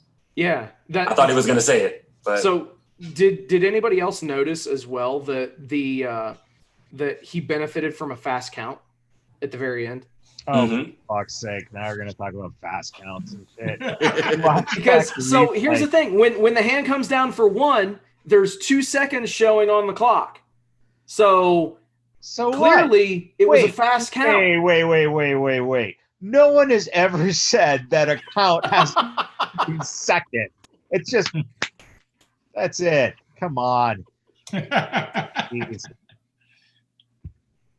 Well, at least he didn't let Matt Hardy wrestle the rest of the night. Well, I would sure as shit hope that would be the case. Yeah. Going back to the 6-man street fight, which no one wanted to talk about, I have put down some notes here. It was Escobar, Breezango, Isaiah Swerve Scott. But I put down, so it must have been a lot going on in that match. I put tons of spots throughout the match, jumping off a forklift, hit with a spinning ladder, hit with a trash can lid. Wait, you just said something that they used that forklift spot, and then Saturday AEW went with that forklift spot. Yeah. And that, I mean, seriously, that's probably no coincidence. There are no such things as coincidences. Exactly. We all know that. I just thought it was boring. I just felt it was underwhelming. There was a run-in. I thought it was a good match. It was a run-in. I thought decent it was a solid start. Yeah, it was a decent way to He start. had a run-in from Imperium. People going through tables. It was a lot going on through there, Yeah. but it wasn't bad though. Yeah. I thought it was. I mean, but you know what the stake was at the end of the night. So, I mean, it was a good opener, but, Truthfully, the reason why I didn't say anything right there was because I wanted DJ Impact to, as he did, eloquently break down the match. Boom, there you go. Well, guys, that's why Serve it up. Paid the big bucks over here. Oh, really? Are you willing to disclose your financial statements? Wait, you're getting paid? It's in the contract when you can't see. There's nothing on that paper there. Right. What's page 17? What's page 17? Right. Yes, page 17. All right. Let's jump over. So there wasn't anything that happened right in AEW that Wednesday that. The only thing of note is Serena Deep versus Thunder Rosa. And I think Deep probably earned a contract if it hasn't happened yet. But that was the only bright spot for me since we already covered All Out. I thought that was it. Okay. And Janela's pants. That they earned a contract too. His pants. Nothing on that Sin City at all. Let's just get through the honestly, week. like, no, I was not I just wasn't a fan of Dynamite this week. I mean, it didn't feel like an AEW show, like it or what AEW had normally put on. Well, hey, we got the whole Casino Battle Royal on fucking for free. So and okay. So the highlight of the show was for me Jake Roberts saying the words "bust a nut." Yes. In the middle of the promo. Yes, that was amazing. Bust a nut. What the fuck, dude? I love Jake. I literally did a spit take. I fucking lost it right then and there. Just because of all people of all times, I did not expect Jake Roberts in a live promo on Dynamite to say the phrase "bust a nut." Bullshit. He's already said some crazy ass shit, but I wasn't expecting him to use an Bionicle bust a nut term. That was awesome. Yeah, that definitely took the cake. Can we get a recording of that and make that as like a ringtone? With some yeah. music in the back. You know how they make like the meme? Okay, we get it. I almost made it without getting muted. Almost. Just want to point that out. I didn't have to All do right, it all last week. This is true. I wasn't here. Very, very true. So let's jump over to SmackDown. And let me just say this. First off, I was entertained by the show, but I will tell you my only thing that I will mention on the show that won DJ Impact's #1 entertain value point of the show. Ooh. Okay. Sami Zayn. Okay. Sami Zayn, I enjoyed that little segment coming out and just going off on the fact that he was not introduced as the Intercontinental Champion, and to the point where he had to take the microphone and talk to the folks in the back to also figure out what was going on. I can watch Sami Zayn all the time. He is just that entertaining for me, and that was my point of laughing. When I like to laugh hard, that means you've done what is very difficult to do, and that's to win that award. So shout out to Sami Zayn on SmackDown. What's your guys' take on the show? SmackDown has the 3 best heels going right now. Mm-hmm. With Reigns, with Bayley, and with Zayn. Yeah, I'd agree with that. Yeah. I will. I will say that they teased a mystery woman this week. Mm-hmm. Just any thoughts of who that is, guys? Chelsea Green. Ooh, I like that one. And I'm sold on Chelsea. It's probably fucking Lana. Actually, another name that I heard that was floating around was kind of interesting. He's been reading the sheets. Okay, go ahead. So we all laughed last week when I did mention that Meltzer had stated that Randy Orton was next in line for Drew again. So, and we saw what happened on Raw. I'm just putting that out there.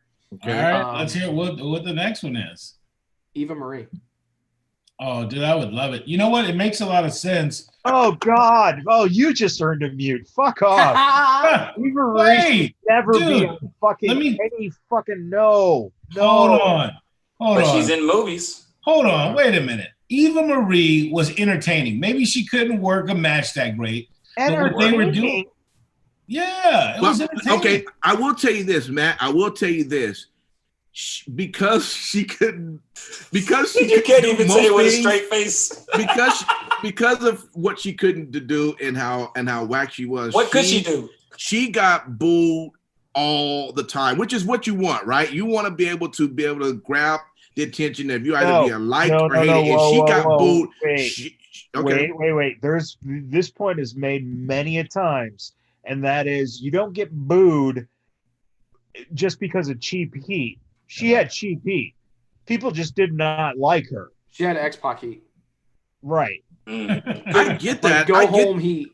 I get that, but it all sounds the same when you're doing live television. No one cares if it's cheap people or not. Because if you're influenced by that reaction to someone because they don't like them, and then they keep using that person, that's counterproductive. Yeah, then you're tone deaf to your audience. Can I add something? You will say the same about Roman Reigns, Dan, before this, Roman Reigns back in the day. No, because Reigns actually could work, right? Right. So they were using him as a face, right? And he has validity in terms of his work amount. I'm talking when she comes out and she can do nothing, and she gets booed because she sucks. Right. That's not because she's a good heel. I get that. He sucks. But it sounds the same on television either way. That's all I'm saying. It sounds the same, yeah. But in the reality of how many times you got to see that person continue? Listen, again, I think Lana is shit. And basically, Steve, if that is theory is right, then me saying that it was Lana, it's the same fucking person. Eva Marie and Lana are the same fucking person. But if Vince had to choose to have Eva go out with hella booze and Lana go out when it's quiet, I think he would take Eva Marie. That's all I'm saying. I'm not, but what it comes down to is that they get the same type of reaction. But they don't, because no one cares about Lana. Eva Marie, although they don't care about her, they hate her enough to make a noise about it. Lana, they don't care about, is what I'm saying. No, they did. Remember when she was with at one point, yeah, they did. Yeah. But and now, and Eva Marie comes in, she gets her fucking 5 minutes, and then people will tune her out the same way. All right, King Lucky, back to you, man. You were excited for Eva Marie, if that's the case. Listen, if it is, I'm excited. I mean, I think that granted, she's not a good worker or a worker at all, if you will. Then why hire her? For what? Dude, the entertainment value. Can we state the obvious? Let's just come on, because she's gorgeous. She's gorgeous. She's great to look at, and she gets booze like Impact said. But that doesn't affect let's put it this way. If you're bringing her in and everyone is so goddamn pissed that so-and-so doesn't get their talent, they don't get their shots. All right. Now she's taking a spot. I agree. What? She's going to be in the ring. I agree. Well, let me ask you this. Could she start? Would you be okay if she was just a manager? No. She's horrible. Okay. Well, can we move on? I want to say one thing real quick, if that's okay. I want to test something because you guys have been right. People do watch the show and listen to the show. Would it be really cool, whoever this mystery woman is, when she reveals Sasha herself? cannot get it. Sasha I'm not talking about Sasha. I'm going to get to Sasha later.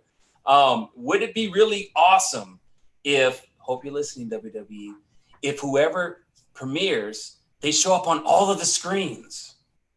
Ooh. I just want to point it out there and see what You happens. must have watched the show last week. We did talk about that. But yes, I think that would be cool. That'd be the perfect placement for it. Yeah, we already covered that last week with Retribution. All right, here we go. And I love this because I've been saying it. Alexa Bliss will enter the Funhouse next week. The puppet was behind her. She had the dreadlocks like Bray. Did you see that? That sounded really bad the way you described that. I just want to put that out there. It sounded really bad. It's going down. They're continuing the angle. Michaels. Yeah. Boom, baby. Deal with it. You know what else was funny about SmackDown? I don't know if y'all, if you caught on to it, but I thought it was hilarious. When Sheamus had took Big E Langston and slammed his ass on the car. And then after that, Caleb Braxton is reporting the shit as they're trying to attend to him. Yeah. I was in my chair laughing. And then Sheamus comes up.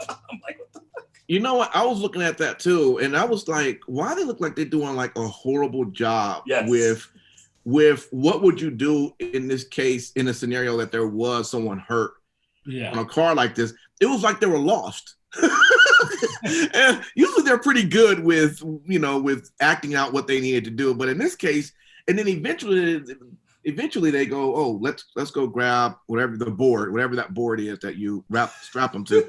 And that was towards the end of the segment, but till then they were just looking at them like, what do we do? That part was pretty interesting. Before we move on to the big meat and potatoes of SmackDown, I just want to say that Jey Uso win was dope. It was a good win for him, but I think they missed the boat in having him, do that spot. Instead, just have him join Roman. It's the low-hanging fruit. Just to say they're not going to. Yeah, they kind of teased it anyway. No, he will. Finger poke of doom incoming. Yeah. All right. You know what? That's the thing, dude. You fucking want all these hand jobs all at one time. Fuck off, man. Well put. All right. Moving on. I could definitely see. I could definitely see there being a revisiting of the finger poke of doom at the pay-per-view. Nah, they won't do anything like that, but it won't happen until the Usos are back together. Right. This is just one way to use the guy, and probably, honestly, was Roman saying, I'd like to work with him. Mm-hmm. This way his fucking cousin could be on TV while Yeah. his fucking brother's out. Come on, man. Come on, man. Let me ask you this. Who do you think this new friend will be who would join the Funhouse next week? Any idea who this It's friend gonna may be be? Bliss. You just said. Gonna just be said, Bliss. bro. He just busted a nut Yeah. talking about Definitely it. Bliss, man. Okay, all right. Did you see? Wait, let me ask you. Well, Did no, you see the puppet in the back? Well, I saw that, but I didn't. I would have never. I don't know. I guess I didn't see the two. I see it now, but I thought when it Did comes you to another see the- friend, it was gonna be someone else. Wait, did you see the red dreadlock in her hair? Honestly. I didn't cue in on the red dreadlock, but I mean, if you saw it, man, it's cool. It was Yeah. right there for you guys. But yeah, she had a red dreadlock in her hair. Yep. Was on the left side or the right side? It was on the right side. Yeah, I would hope you would say the right side because that's the way the camera was shooting. Yeah. You're talking about when she was talking to Nikki, right? Yeah. Yeah. But okay. yeah, that's definitely. And we'll let Simon Street now get into what happened with Bailey. Yeah, we need to let Simon just vent and just get all those feelings out there, man. Sometimes you win, sometimes you lose, but nothing hurts more. Let's hand it to you and kill. But yeah. Fucking awesome. Yeah. But well, I will say this. I am now even more excited than I have been because I didn't want them to weak sauce the buildup of their match. I wanted it to be crazy.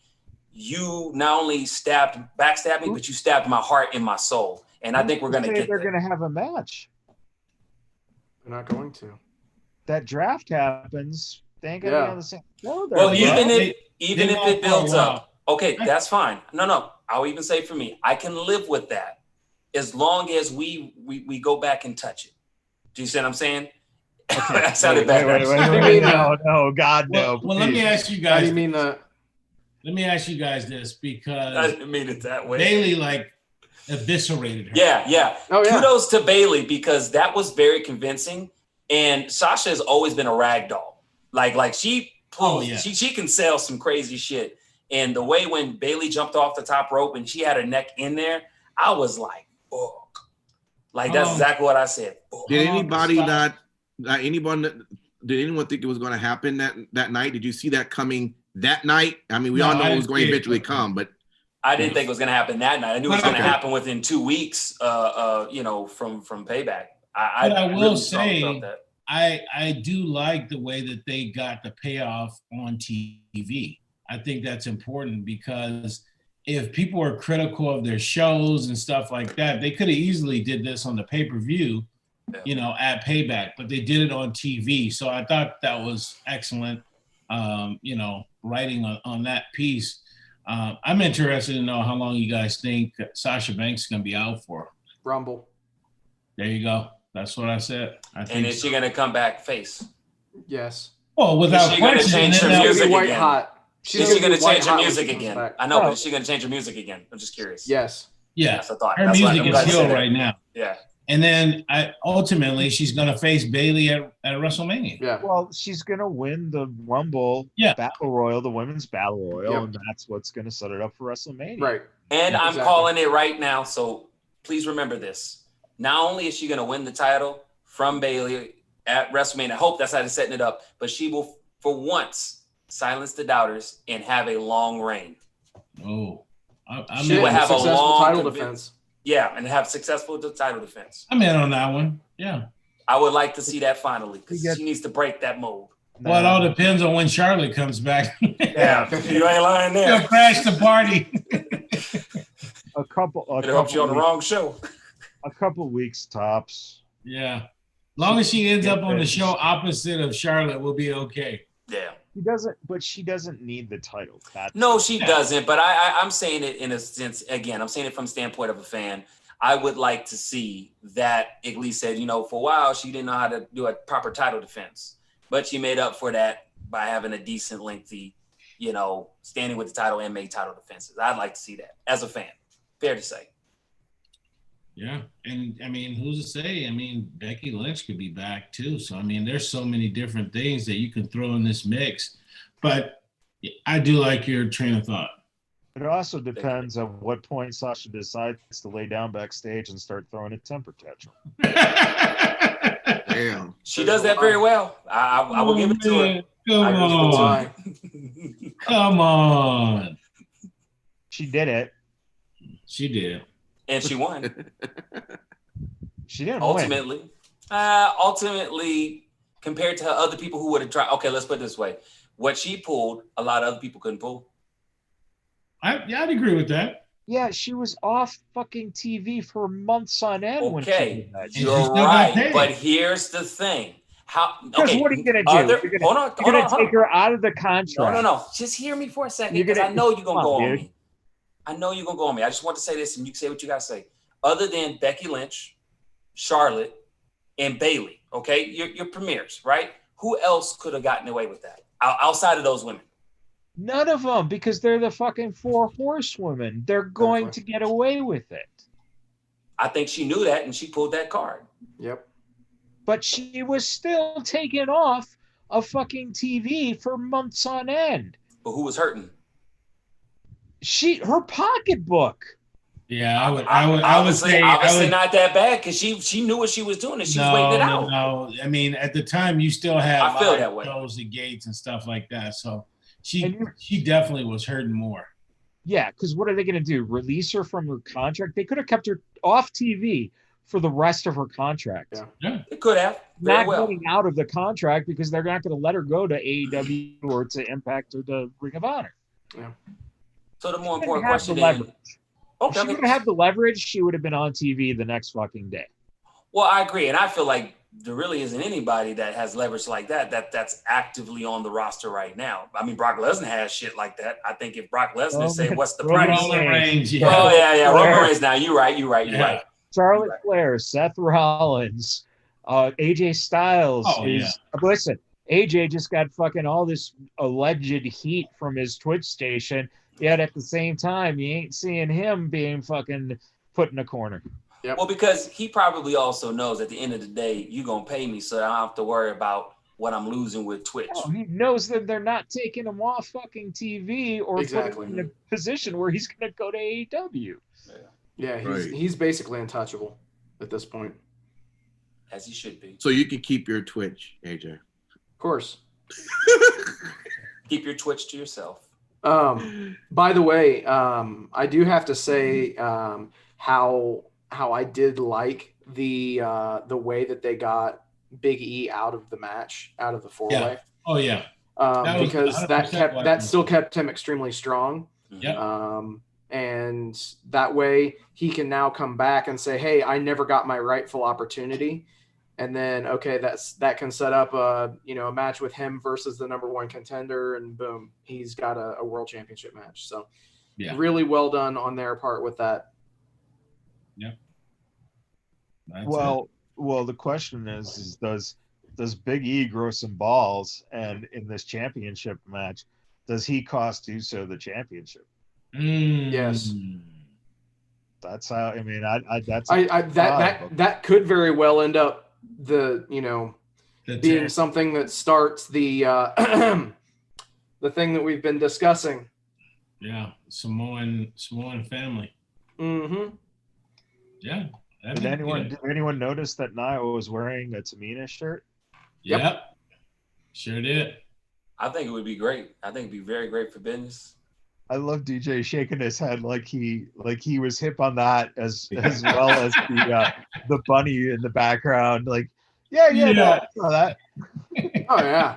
Hey, like I said, I thought SmackDown all the way around it was on point this weekend. As far as I was concerned, everything that they were putting on, I was like, I like that. I like how they did that. That's dope how they do that. That's really cool how they do that. Every segment was it was on. I gotta give them, which is why it had to suck that they had to deal with the news that was coming out that same day, when you have a good episode like this, because what gets tramped over. And I'm not saying maybe it shouldn't, but still, I don't know. Well, thankfully, SmackDown doesn't have to deal with Underground and the fucking Retribution. They should call Retribution, what's a good disease that always comes back, like gonorrhea. They should call them gonorrhea because they just keep coming back. I can't wait for you guys to sit there going, yeah, Retribution, it was just so smart. I knew a whole time it was going to be this person running it. Mm-hmm. Not going to say that. I have no idea what the hell they're doing. Hashtag not my king. Fuck you. Hashtag a king that walks alone. We know that his ass will be like, oh well, I called it, blah blah blah blah blah. No, I never called anything on fucking Retribution, and I'm not a fan. Period. The end. When the angle gets dropped, thank you. So the last thing I'll say, and we'll get ready to end the show. One thing about that I am disappointed about going back to NXT running on Tuesday is the fact that it hurt Impact Wrestling numbers this week.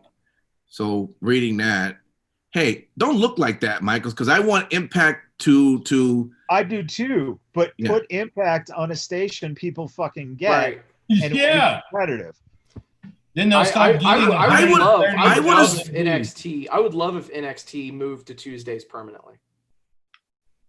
That would kill them. Or Thursdays. But look, I mean, I would assume Impact would want to be on a channel that everyone can reach, but apparently, are they just unshoppable, or and no one wants to? They own Access. Yeah. Right. The problem is we don't all own Access. Right. Yeah. That's the thing. Access has to work out deals with the other cable companies. Right. That's what it comes down to. So I mean, they're not taking away viewers because there's not viewers to be found anyway. And ideally, they're in a perfect spot whether they're on Tuesday or Thursday, because Wednesday, which is your NXT and AEW day, either before you're looking to get some wrestling or either after, I'm just saying in my reading today of looking through topics, one of the topics that popped up was Impact Wrestling lost some viewers due to Super Tuesday, which makes sense. But they call so there's nothing that is legitimate that they lost those viewers. Well, I'm sure they'll be back, but for the counting of last Tuesday. No, but I'm saying whoever wrote that article is insinuating that they lost those viewers to NXT specifically. Yeah. There's nothing that says they right. There's fucking the NHL playoffs, they got the NBA playoffs, you got, baseball games. So you got a whole bunch of other shit. Yeah, but those things has been happening previous weeks as well, and those articles hasn't been written during those times. Getting deeper into the playoffs now. Yeah.